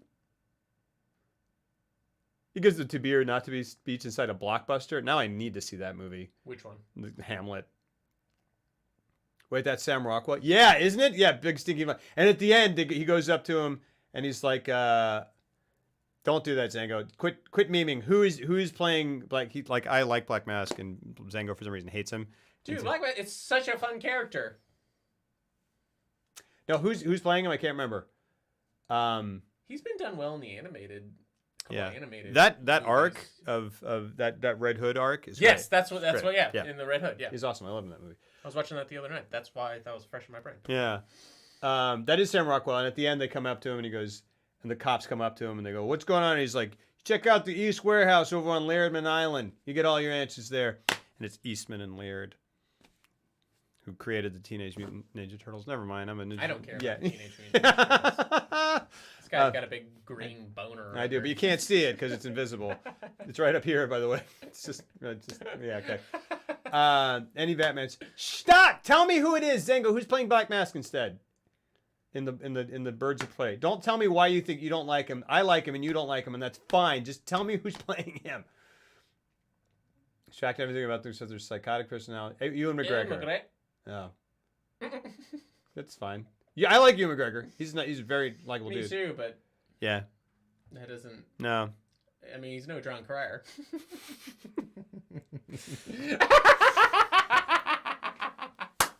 who gives a fuck about John Cryer? No one. Cut to. Is that what you call you? Is that what they call you, John Cryer? Sam Rockwell from Moon. Sam Rockwell from so many things. Yes. Sam Rockwell is Black Mask. I would freaking love. Goodness. Ewan McGregor's Black Mask. Yeah. He's going to go. He played Christopher Robin, and then he played Black Mask. Someone immediately made a meme out of the Christopher Robin trailer. Oh, where it was like a horror movie? Well, no, he just turns around and he goes, Pooh? So obviously the internet immediately took that and put it into weird things where he was looking at Dookie and just going, Pooh? It's gracious. It's great. When you rather Sam Rockwell is literally any other Batman villain. No! Black Mask is a great choice for Sam Rockwell. I wish he'd said yes. Sam Rockwell would be an amazing crazy quilt. All right. Whatever. You know what I wish they would do for Batman, for the next live action Batman? Clayface. Yeah. And I wish they would just take the arc from the animated series. I wish they would just show me that episode and I'd be like, that was great. Just show me that on the big screen. Just do it. Just release it. And just It is my favorite arc. It's so great. I think. What's your favorite Batman animated series episode? And I haven't seen. We need to do a whole episode. On we that. need to. We need that to would do, be cool. I know. That'd be a one-off. Like we should just watch all of them in a week. And then when we're both single, yeah, we'll be like, well, this is all we got left. I think the Clayface two-parter. That one's great. I love the animation in that. And it's the animation when he's amazing. in the control box and he's seeing all his characters, and that's great. I love that one. I love there's a really cool. I mean, it's not my favorite, but Grey Ghost is. Grey Ghost is great. Is one of my favorites. I love the Grey Ghost. Oh my gosh, I love the Grey Ghost. When there were Grey Ghost references in Arkham Knight, I was like, oh, I know. Oh, I know, man. I love it so much. Saw the poster in the elevator, and you remember that? Well, gosh darn it. Thanks for that. But you remember that show, the Grey? Did you get the Grey Ghost one? No, it's expensive. I know, it was like $300. You're like, you know what you have. You guys know what you have here. Yeah, and like if you get it, and that one sold out. That's the first. They were like, yeah, it was the first one to go. And then you find it online. It's like 500. Yeah. Tell Jeff about how you won't watch Return of the Joker. I won't. I haven't watched Return of the Joker. I don't know which one that is. That's like a Batman Beyond movie. Oh, yeah, I've been meaning to watch that. And like I've heard. I even watched the first season of Batman Beyond. I've heard it's really good. I liked good. it, but like I think I understand where he's coming from.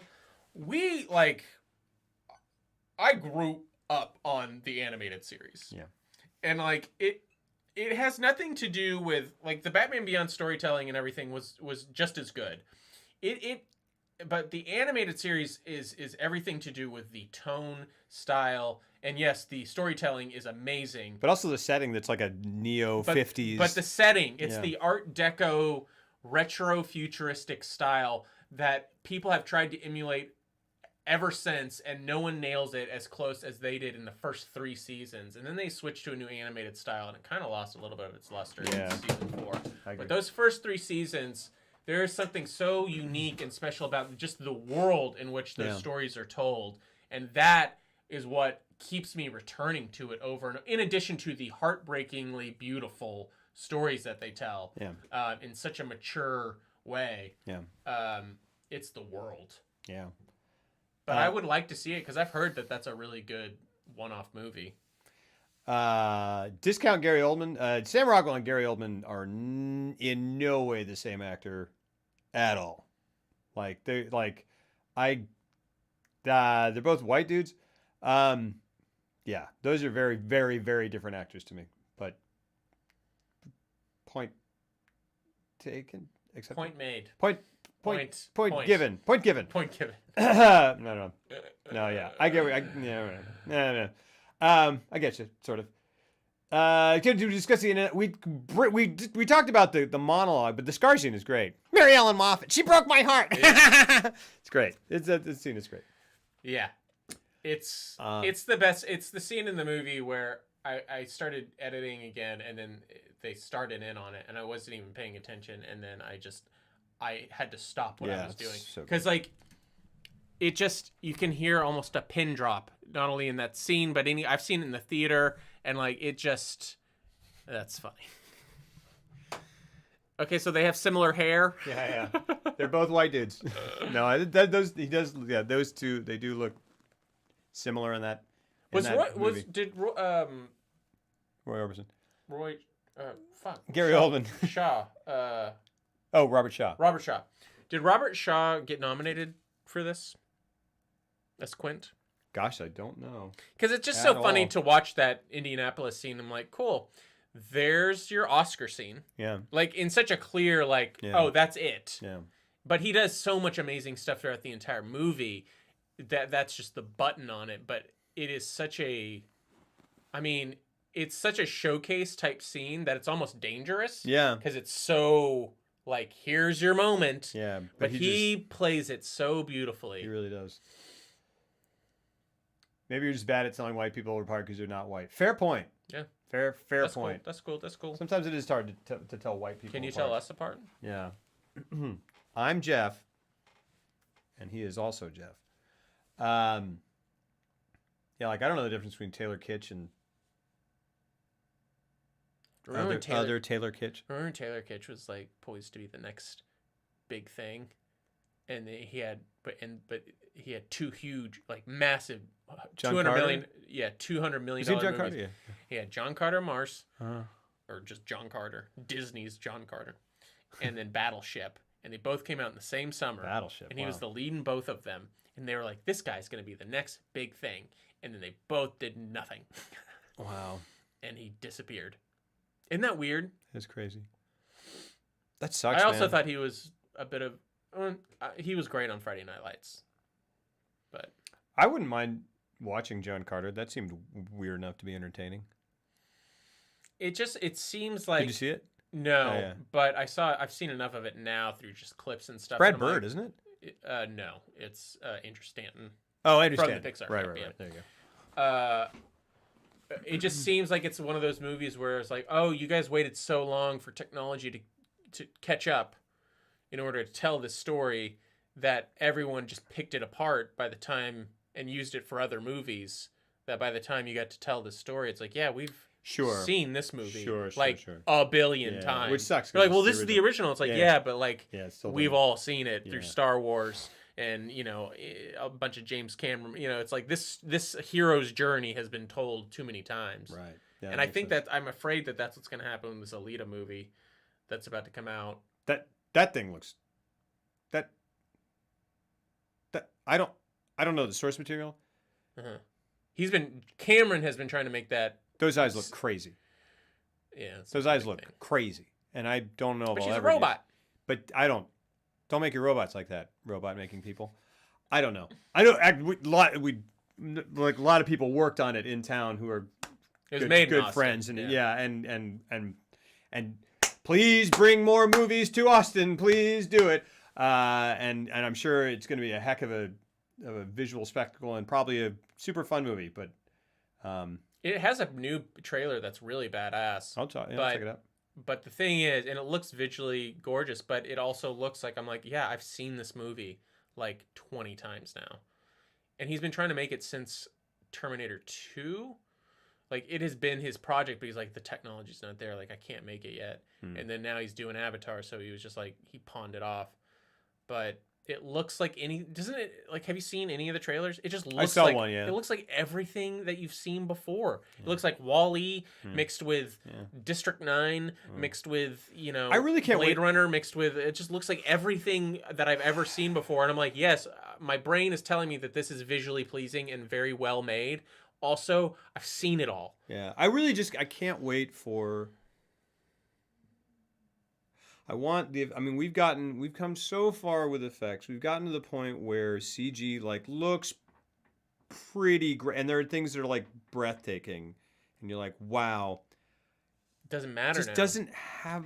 I just want it to have the weight. Yeah. I want it to have the weight. And not like a... Why? And you not a watch momentum- Jaws, and you're like, Yeah. It has nothing to do with works. like, well, they'll get better at adding weight. No. Everyone thinks that if you make it look pretty enough and the visual effects are good enough, that it's somehow going to work. And that's like, if there's one thing that is constant through all of the history of cinema and its ups and downs and where it morphs and changes, is that no one gives a shit about anything unless the story and the characters are there. sure, absolutely. And that's just it. absolutely. And I feel like that gets glossed over time and again for some weird reason. It's bizarre. I mean, and on the other hand, like there are movies that come out that look weird enough and kind of beautiful enough that I'm like, well, I'm interested in seeing that as a curiosity. And like John Carter was almost one of those. Ghost in the Shell, I was like, that looks freaking crazy. I would. Just go watch the I haven't seen it. I haven't seen either. But. It's really good. And it's just like, it's like if they tried to make Akira, like it would be. I'm like, you can't really. What are you gonna do that the anime didn't get insanely right? And like that animation just kind of lends itself to the beauty of like what they're trying to do. Because if you try to make that movie today, it's gonna look like everything else that was ever made. Yeah. It just will. Yeah, there's a whole. And I wish that more independent stuff with large budgets. Like I wish that the Wachowski, I guess they're the Wachowski sisters now because they've both done transgender.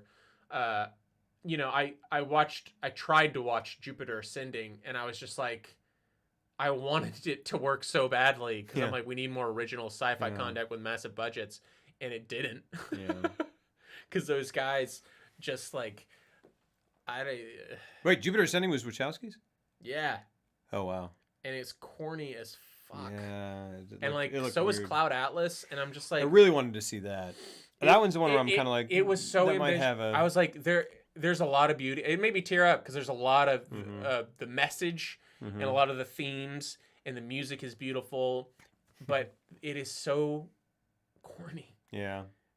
To the point that I'm like, I revisited both the Matrix sequels, and I was just like, I guess I only like the Matrix from them, which is weird. Because the Assassins. And Assassins, right? Sorry. With his what was it? He had like a cast on, but it had a gun in it. Maybe. I don't know. He's at the cemetery. Oh, man. Really, Zanga, you think they're not doing hand-drawn anymore? Yeah. I don't know. I don't need them to bring it back. I'm fine with what they did existing Batman the Animated Series. Oh, in the capsule in which, like, I don't want anyone to, no one has to remake. No. Leave it alone. One, Flew Over the Cuckoo's Nest. Make something else that's great, that's inspired by it, Yeah. Like, let that inspire you to do your own crazy out there thing. Like, can you imagine... Just how, like, the Superman Fleischer cartoons clearly were an inspiration for Batman the Animated Series. Yeah, absolutely. There's an inspiration point where they took something, then they made it their own, and they did something original. Absolutely. I know it would be a cool live action of Akira? I was Akira, but done by the Wachowskis. Interesting. Imagine a live action movie of Bloodborne. That would be freaking cool. That would be cool. I would dig that. Jeff, thoughts on the original Judge Dredd? It's Lobro's favorite movie. That is... With Stallone? Not true. Never even... It's the law! Mr. I am the law! It's the law! Armand Assante's performance in that is amazing. I watched that movie a lot. Gigantic head. Does he? A gigantic head. Oh my goodness. It's I love that movie because it's the epitome of like 90s gone bad. Like, oh, who's that? Oh, is that Rob Schneider? Yeah, of course. Yeah, because it's 1995, and this is the worst of 95 that it has to offer. Cool. Chronicle? Inspired by Akira? Really? Chronicle didn't feel like... Oh, I could see that. I don't really know. I've seen like the first 20 to 30 minutes of Akira, and then I had to leave the room for a long time. I should bring it over. It's wonderful. I came back after, like, I saw the first like 20 to 30 minutes, left for like an hour, came back, and I was like, confused. What the fuck happened? Yeah, you'd be real confused. It was crazy. The Batman Harley Quinn movie, I mean, was it not? Aren't all those things pretty, don't all those DC animated things, doesn't everyone just go, yeah, they're great, who cares? Have you, I saw something on YouTube where they were doing like a retrospective about the G.I. Joe movie.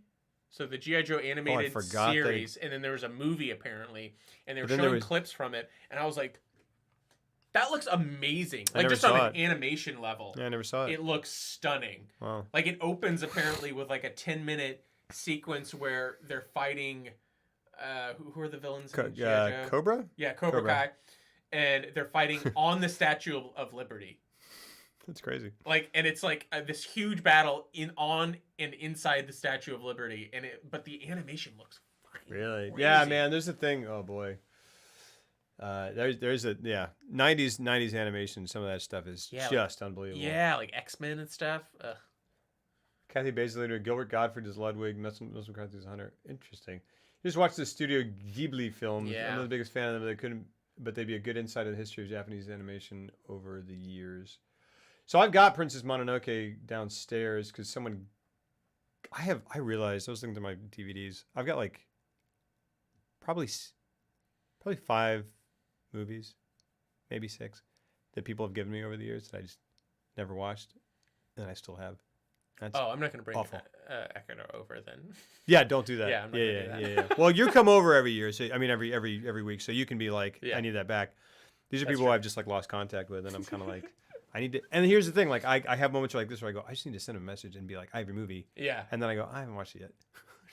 Isn't that terrible? And then I just go. I kind of never talked to somebody again because I lent them a movie, and then I lent them 2 movies, and they never gave them back. And I was like, and then I asked them repeatedly to bring them over, and they never did. And I was like, cool, we're not friends anymore. Yeah. That's crazy. That's mean. It is mean. Yeah. You stole it from me. Yeah. Yeah. Grave of the Fireflies. It's got to the point where people were like, let me let you borrow something, and I go, no. Don't let me borrow anything because I do not give it back. And they go, I don't care. You just take it. I'm like, please don't. And they're like, here. Like, and I'm seriously, you're giving this to me now. I have Jason Vines' copy of Monster House.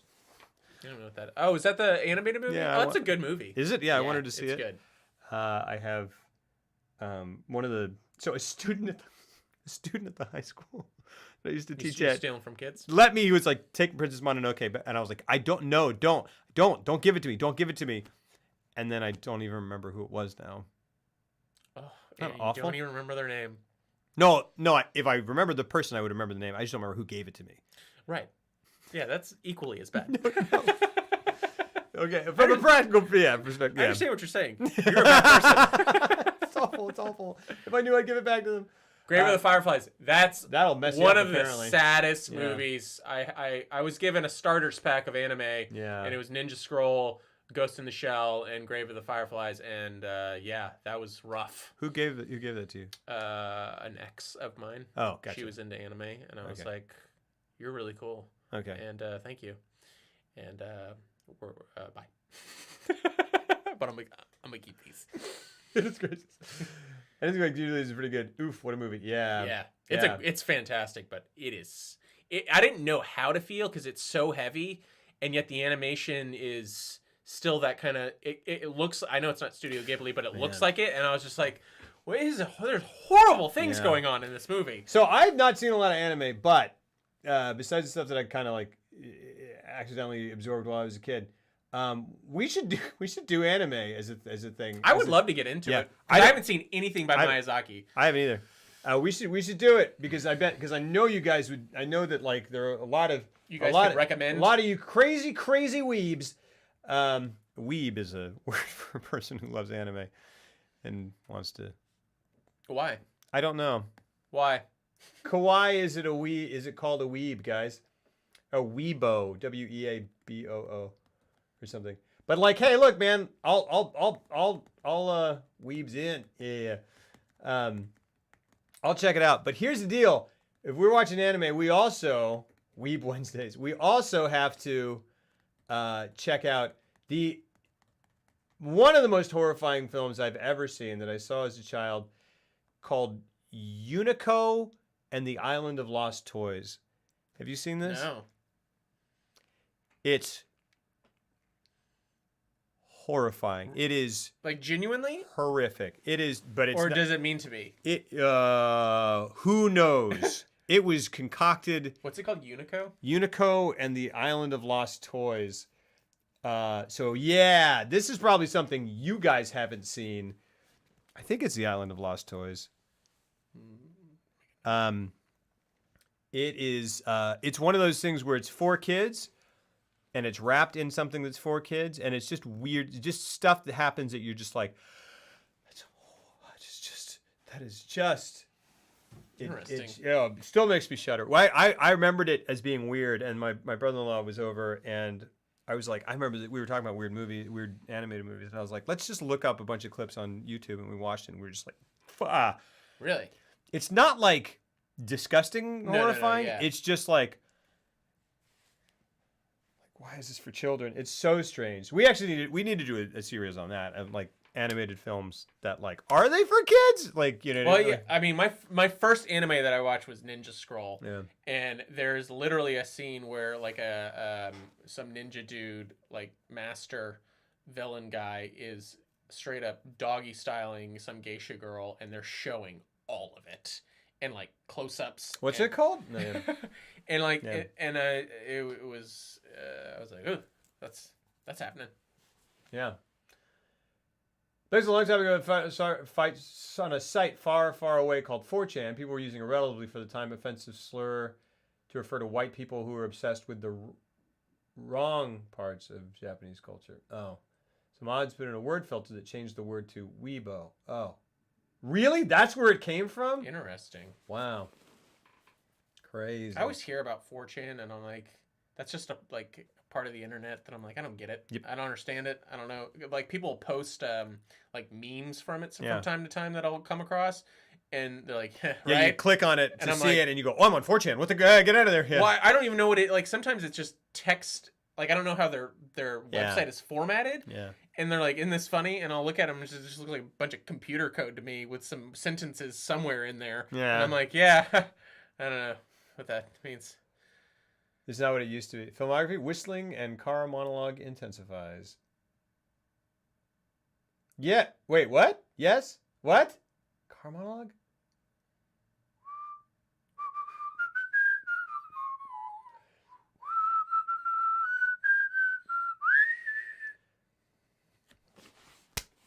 Car monologue?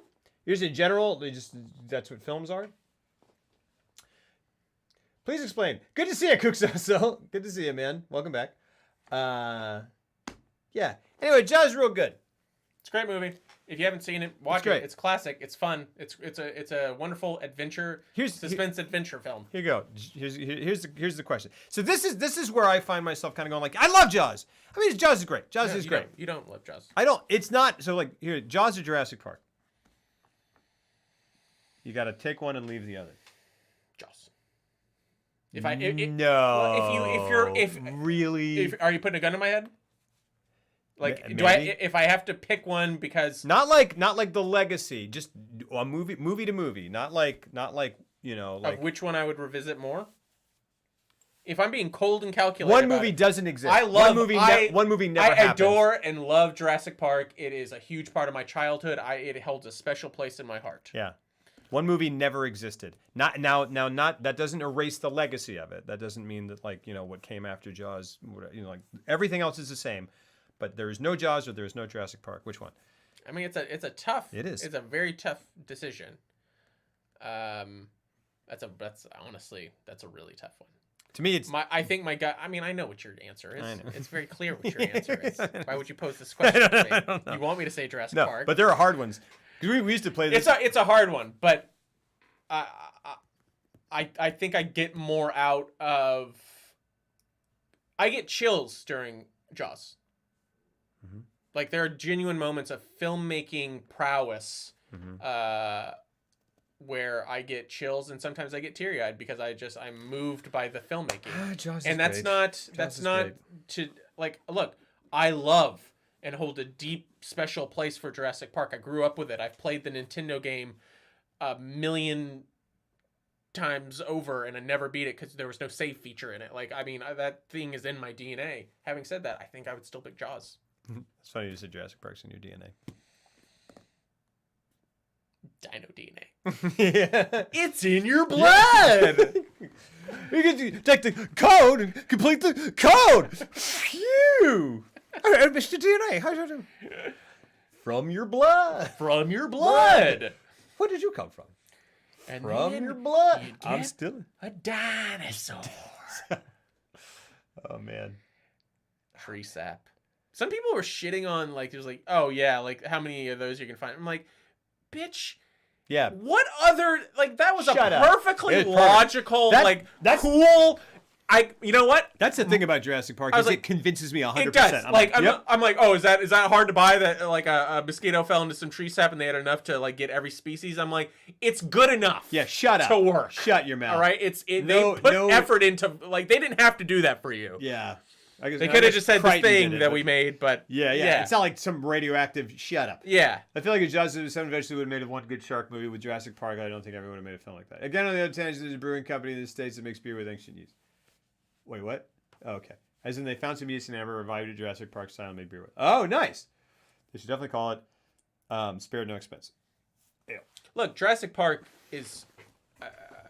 That's a tough thing. It is. That's a tough question. It is, and Jaws is great. But here's the thing, like, why? Like, I have an emotional response to Jaws that I don't get with Jurassic Park. It's just that's interesting. Just the way that you cry when you listen to the audio of the movie in the car, which is, that's your thing. And we'll get into we'll analyze that in a off air. Yeah. I love this classic movie. Kind of like you sob your ass off at a kid's movie with the audio playing at a stoplight while you're dancing with your wife. Like, I get it, okay? No, I get, but see, he has that response, and that makes sense to me. I understand it. I'm not going to deny him that. I happen to have a response, like, Jaws works for me on a level that Jurassic Park also kind of does as well, but I just have there's another layer where the characters are a little bit more, just hit me in a bit more of a way on Jaws that they don't do on Jurassic Park, on an emotional level. Yeah. The thing is that, I don't know. I just like Jaws is so well made. It's just very well made, and I love the characters. I love those characters. Okay, you guys are actually talking about how to make dinosaurs.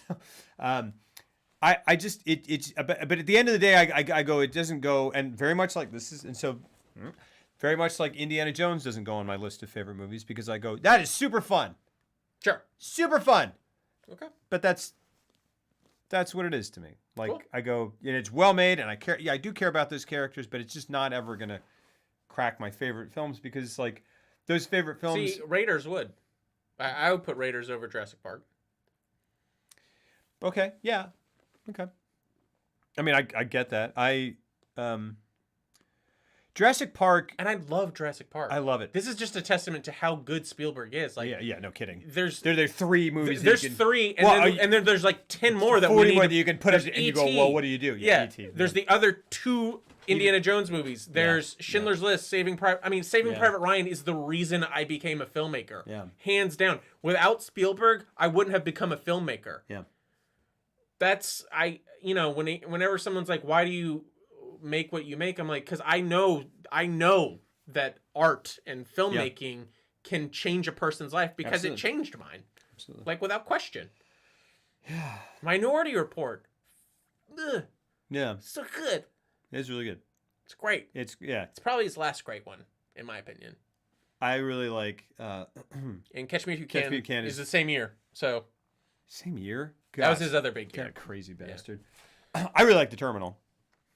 Yeah, you're a big outlier on that one, buddy. The Terminal's great. It's not. It's great. I like it. I like it a lot.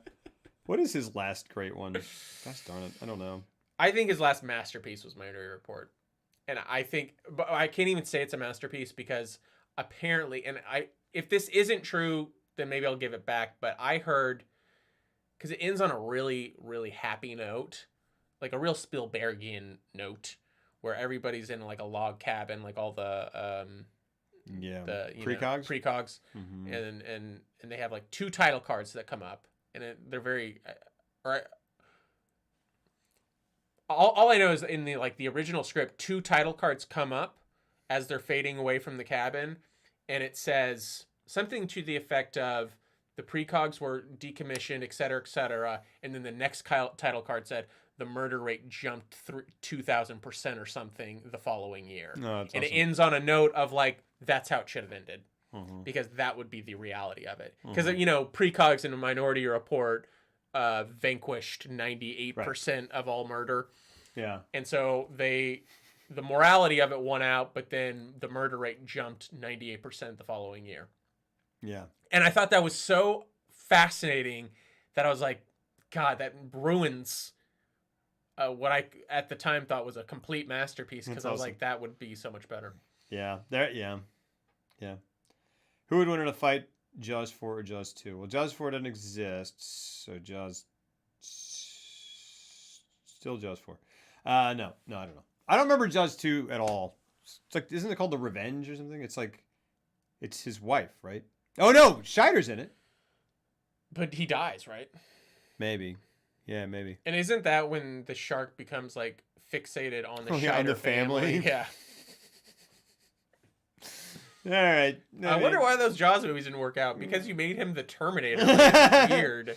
It's crazy about something like a T-Rex exists is one of the things Jurassic Park is so compelling is how realistic it is. And it's true. And that's, I mean, that's it. Like, And how realistic it's still, those effects still hold up. and it's the combination, man. It's the combination of CG and puppets and models. I mean, well. I love Jurassic Park, guys. I do too. I love it. He gave me a very tough question. Yeah. Just try to answer it honestly. Jaws versus Deep Blue Sea. I mean, why am I doing that?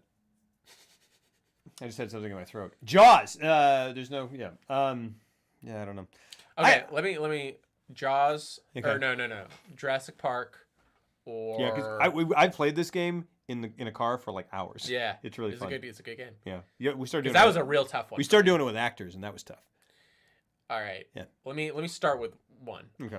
We're gonna do this for 10 minutes and then I gotta go. Jurassic Park or I'm trying to think of other shit. Oh, okay. Jurassic Park. Other shit you like, whatever. Jurassic Park or Dog Day Afternoon. Oh man, that sucks. Screw you for doing that. That sucks.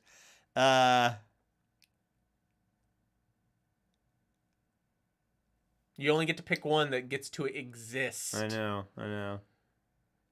Yeah, that's tough. You think he's gonna pick Dog Day? I think he is too. That's hard. But if Because one I loved as a kid, and one I loved as Sure. an adult. Oh, that's not fair. this is the game, it's life.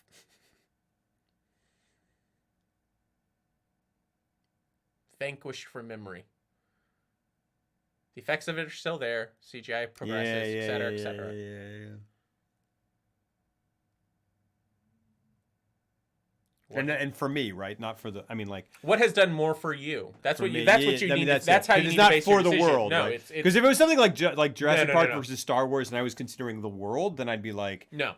It is. Think about what it has done to you on a personal level. Yeah. What has benefited you oh more. gosh. That's why I said Jaws, because I've just gotten more out of it on an Yeah. emotional, personal level that I've never even expressed to anyone. This is so different that I can't. Yeah.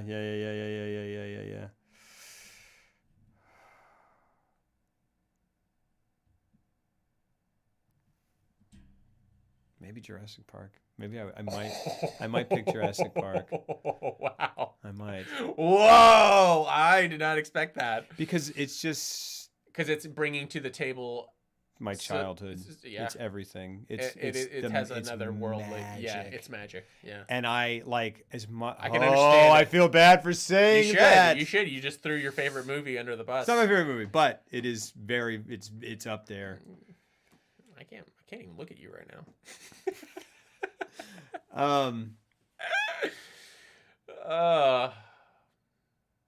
Because that performance.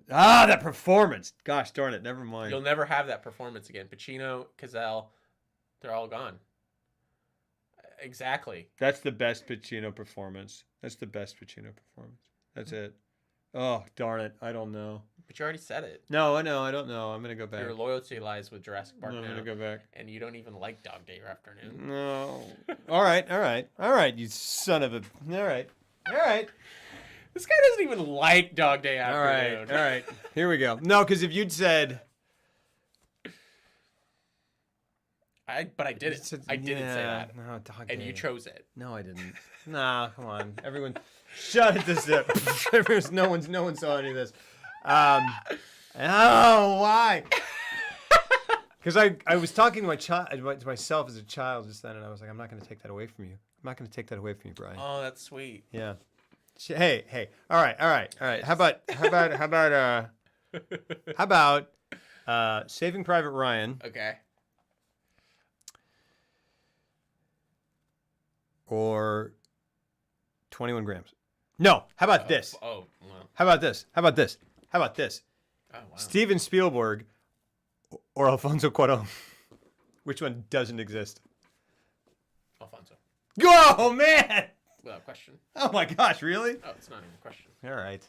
I thought that would... Okay, fine. 21 Grams Mainly for Saving because- Private Ryan.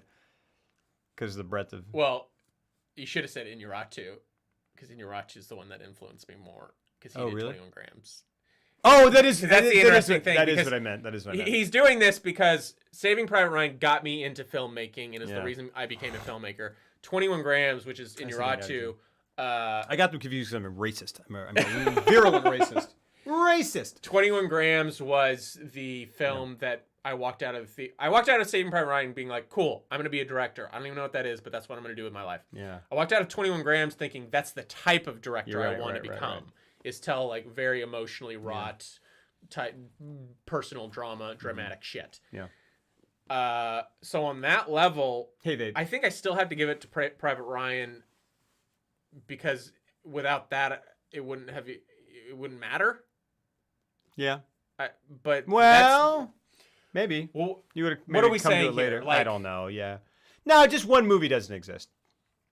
then yeah. Then Private Ryan. You're gonna pick. I would pick Private Ryan. Yeah.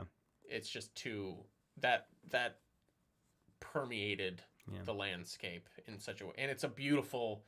I love World War II. Like I'm fascinated by it. Yeah. And I owe everything to that movie for getting me into World War II. Yeah. And I just I'm so fascinated by that era because of how clear the lines were drawn and the heroics that came out of that. Yeah. And when we were really put in a position where you had to really do some deeply heroic shit that you would think was only in movies but was happening daily during World War II. Not only on the American front, but on the Russian front and on, all the European fronts and everything. Like, you just heard amazing stories. And you had such a classic case of, like, comical evilness. Yeah. And yet, I mean, even think about Nazis, like, how fascinating that is. Because of just their propaganda. Yeah. And how you look at images of like, you can look at not the Nazi platform and see, like, their red banner. Like, have you ever seen colorized Nazi photos of, like, Nazis or from that era? Or like, towns that have been occupied? Like, I saw a photo. It was, like, an article, like, it was, like, 20 colorized photographs of World War II. Taken in color. Not colorized, but actually taken in color. Right. And one of them was, like, a Polish town occupied by Nazis, and their banners were going all the way down these cobblestone streets, and they were everywhere, and it was these bright, infectious red, like, it's that Art Deco Fleischer thing, It's just like, it's a crazy Rocketeer case of just like, that's evil, and it's so vibrant and so unique, and like, it's like a Disney villain, but it was real life. Without that's crazy. Yeah. That's insane. We would have competed for to talk about T-Rexes.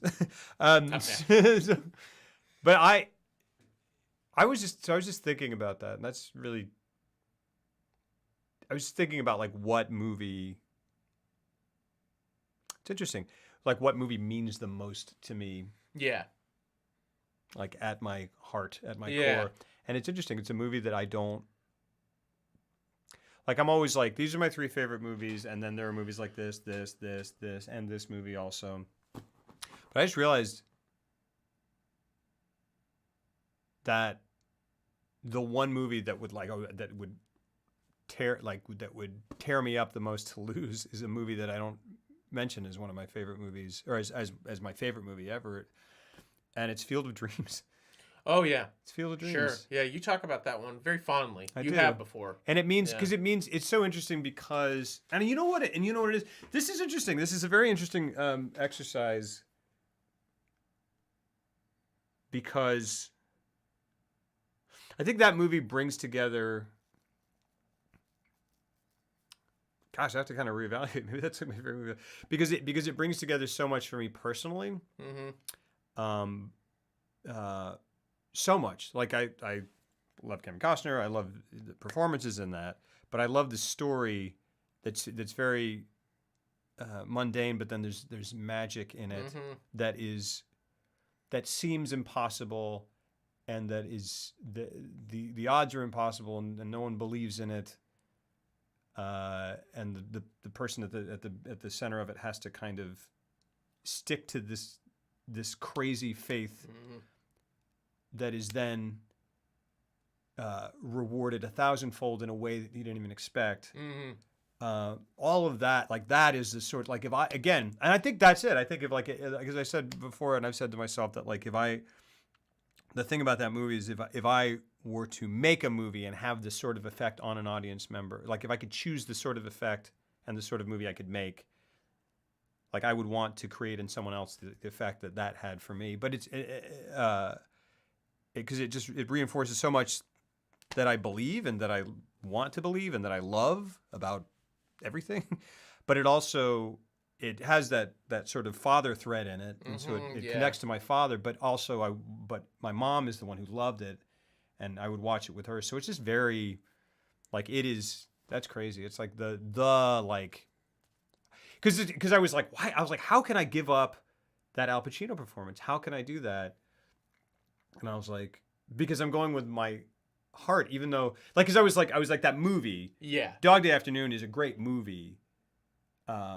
But at the heart of it is this performance, and that's what I connect with. But I wasn't thinking about that. I was thinking about how good the movie, like, I'm like, the movie is great, whatever. But then, like, Jurassic Park is my heart. Right. But then I go, Jurassic Park isn't really my heart. It is. I just remember it. But then I'm like, what is actually it's, and that's, I think I just kind of eventually have to kind of go like, well, what am I going to go with? I'm going to go with my heart. Like what? So that's interesting. It's interesting because I'm always like, my two favorite movies are, All the President's Men, The Sandlot, and Rushmore. And of those three, really it's Rushmore. But then I'm kind of like, no, I don't know. I think maybe it's Field of Dreams. That's crazy. So it sucks because it's like, that's a crappy one to say. It's not, but it is. It's like yeah. There's no wrong answer because like I know this much, and the things that I make that matter the most to me are always the ones where I'm really trying to go. I'm trying to hit a home run on an emotional level. Yeah. And because I'm not a big crier in real life, but I will unload during a movie very easily. And there's just, I think the ultimate goal for me as I grow older is like, I like revisiting movies that make me feel stuff. Yeah. So, you know, it becomes... But I think that's why I was able to pick Jaws, because Jaws hits me just in, for whatever, I can't really say why, it just hits me on a emotion level where I get goosebumps because of it. Yeah. And this is all informed by my childhood and how I grew up, what I read, you know, how I stumbled across, you know, Spielberg is the reason I got into movies. So obviously he was the first filmmaker I really researched and read about. I've read so many books about him just because like I went all in as a kid on that guy. He was like my filmmaker. And I understand that he also made Jurassic Park, but like I started with Jaws. Yeah. And I worked my way forward. I didn't discover Duel till years later. I was like, oh, he made a movie before that? And Sugarland, what is that? I thought Jaws was his first movie for Sugarland? Years. Yeah, it's good. Yeah. It's good. Yeah. It's a good film. Yeah. But I always thought Jaws was his first movie, so I started there, and I really fell in love with it early on, and like, look, but I have deep emotional connections to Jurassic Park too, because that's the first theater movie going experience that I remember. Me too. Same. Like I genuinely, it's the first one I remember walking out of the theater. It was a small. It was. I think there was only 2 screens in it in the theater. It was really small. It was right outside the mall. They were selling T-shirts for Jurassic Park outside in the lobby. My parents bought us.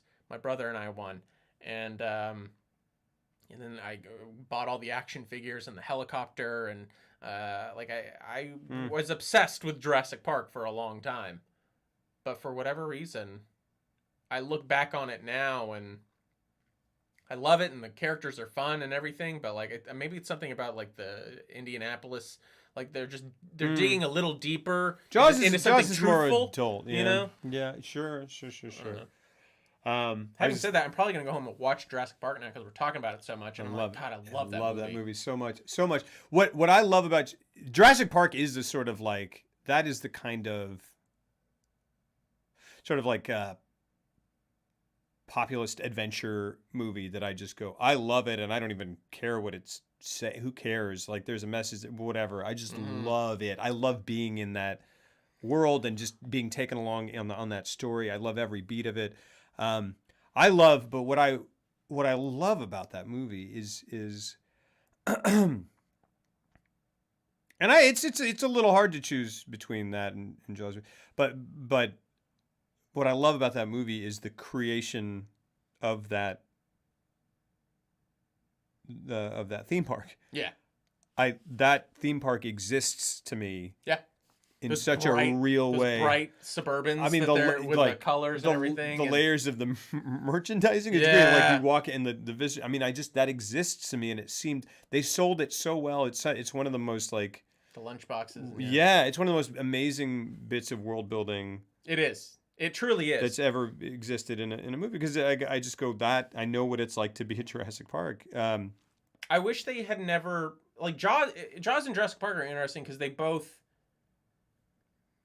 There should have never been a sequel. Absolutely not. To Jurassic Park. Absolutely not. Certainly not to Jaws, but Jurassic Park in particular, because like, oh well, there's obviously room. There's even another book, and I'm like, yeah, but like as a self-contained, as a movie, it ended on the message was there. It's like, don't try to play God. Yeah. Pretty simple, but there it is.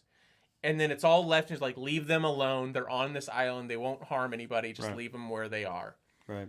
And then you get to movie 2, and Lost World is like, I would put it below 1941 in terms of his filmography. Like, it's bad. It's not good. And I don't remember it.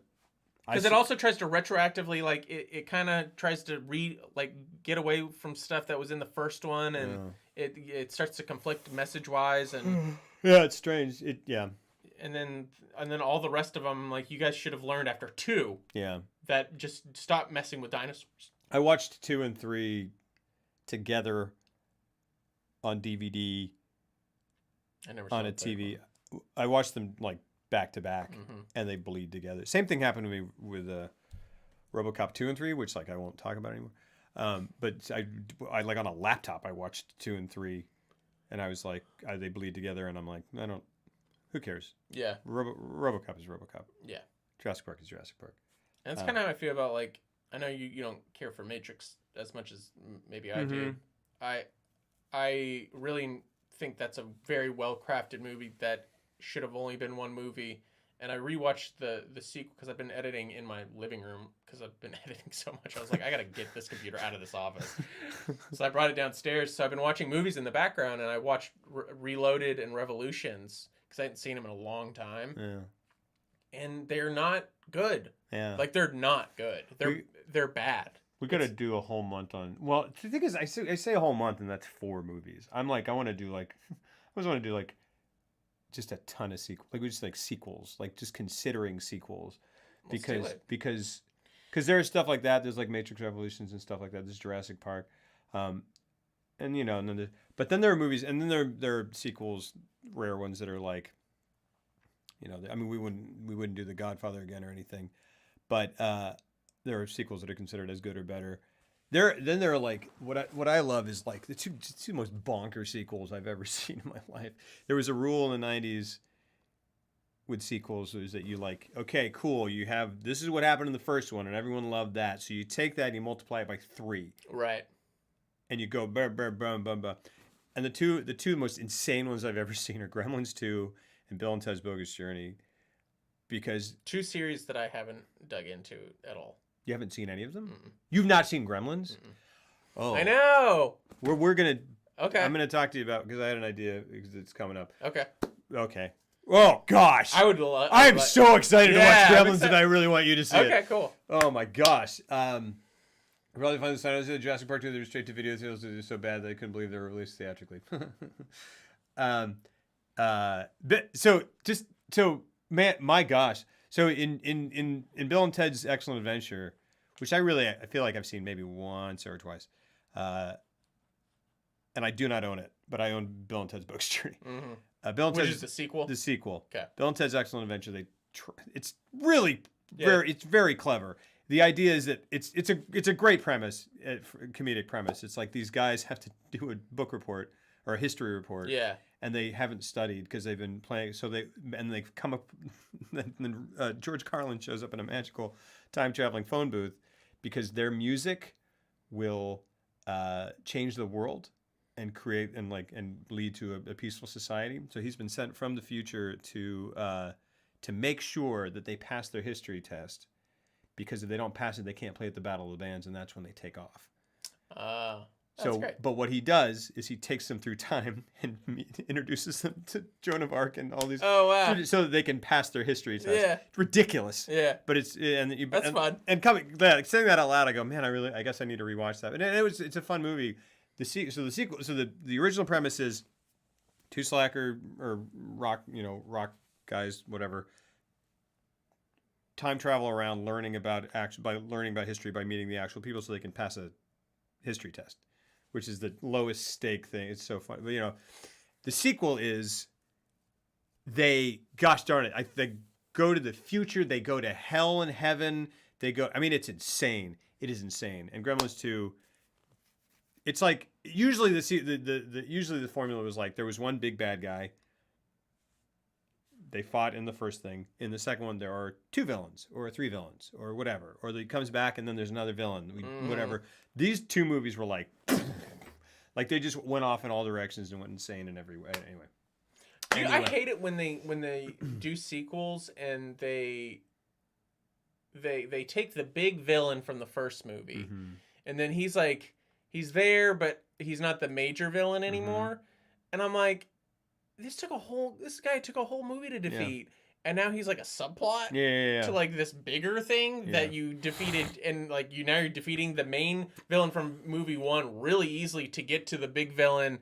And I can't name anything off the top of my head, but I feel like that happens a lot. It's true, yeah. One of the biggest, I don't know, and it does. There's a thing in I don't know.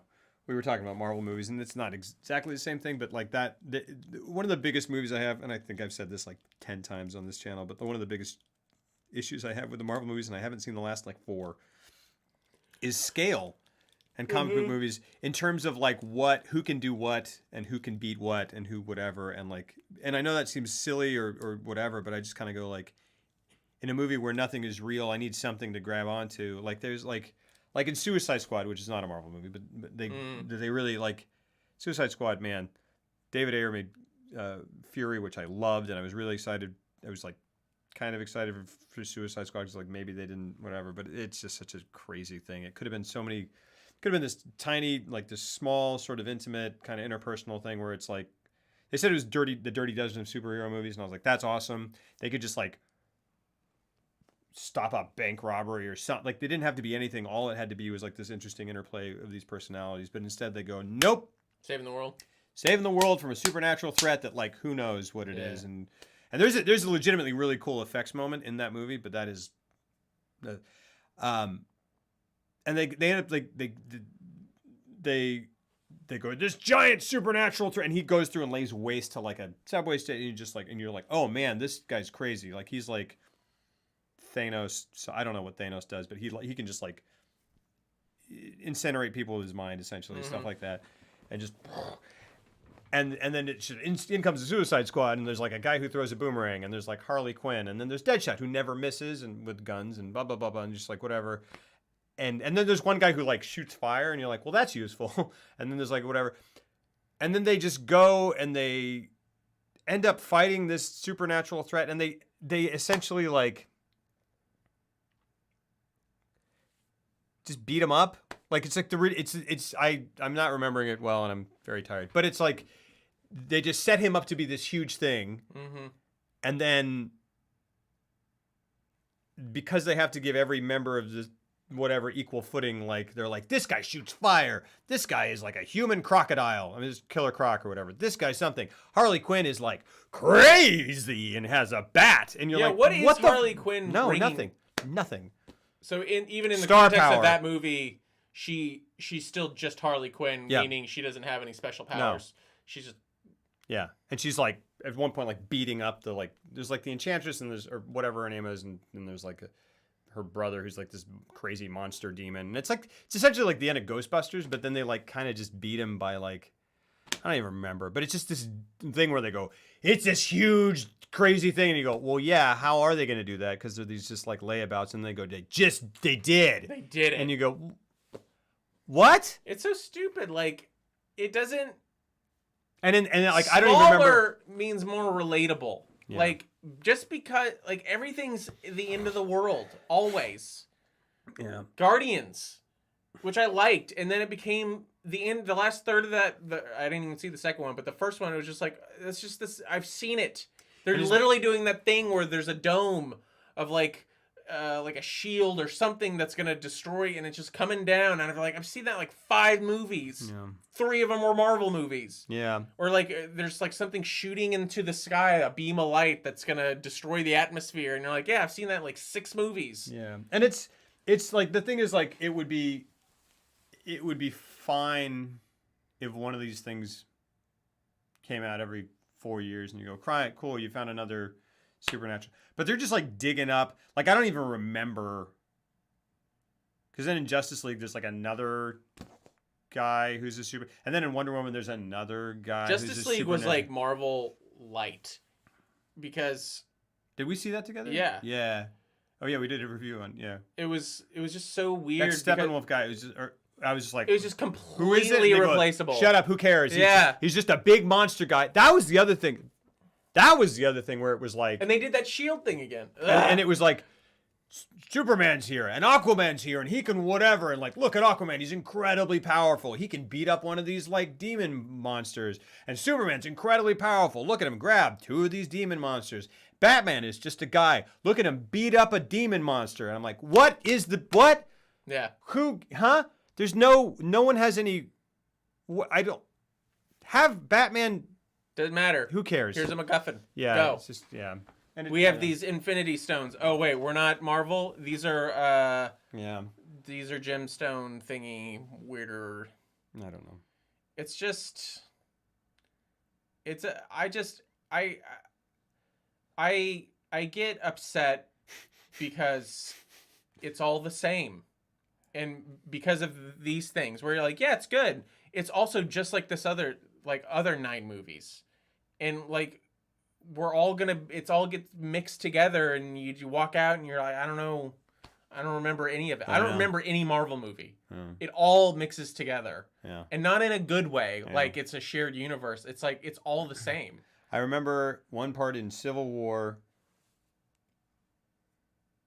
Is Civil War? What was the?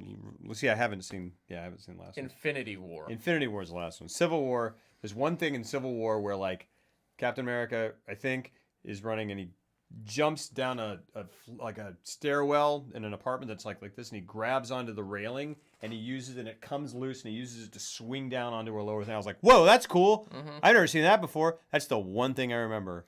And look, there's a lot of cool shit yeah. that happens like in terms of like moments here and there. But it's another one of those cases where it's like when everything is impressive, nothing's gonna stick. Like when it's all awesome looking and it's all gorgeous and it's all pretty and everything's doing amazing things and it's just go. But it's all like this flat CG. But it's all flat CG and it's all in the same tone and feel and everything looks the same. It's like you're looking at a coloring book. Yeah. Because there's like 10 people doing, and you go like, cool, but there's no focus. Yeah. And I go like if I show you a spread in a coloring book that is like really well colored with 15 people doing things, and then I close it and I go, what do you remember? And I just go, just a bunch of shit. Yeah. And even Guardians, which was supposed to be the different one, I'm like, yeah, it's different, but it's still exactly the same. Yeah. Because it's all the same style and the story is still told in the same, it all feels the same. Yeah. Which, whatever. Wait. I went and saw a movie last night called Burning with the Asian guy from Walking Dead. Okay. And it was so different that I was like I didn't know anything about it, and I just went and saw it, and I was like, that was amazing. Yeah. And it was about maybe 20 minutes too long, but it was also so I was like, this is what we need more of this. Yeah. And I think it's starting. People are doing it. It's starting to happen, or it's been. I don't know. Yeah.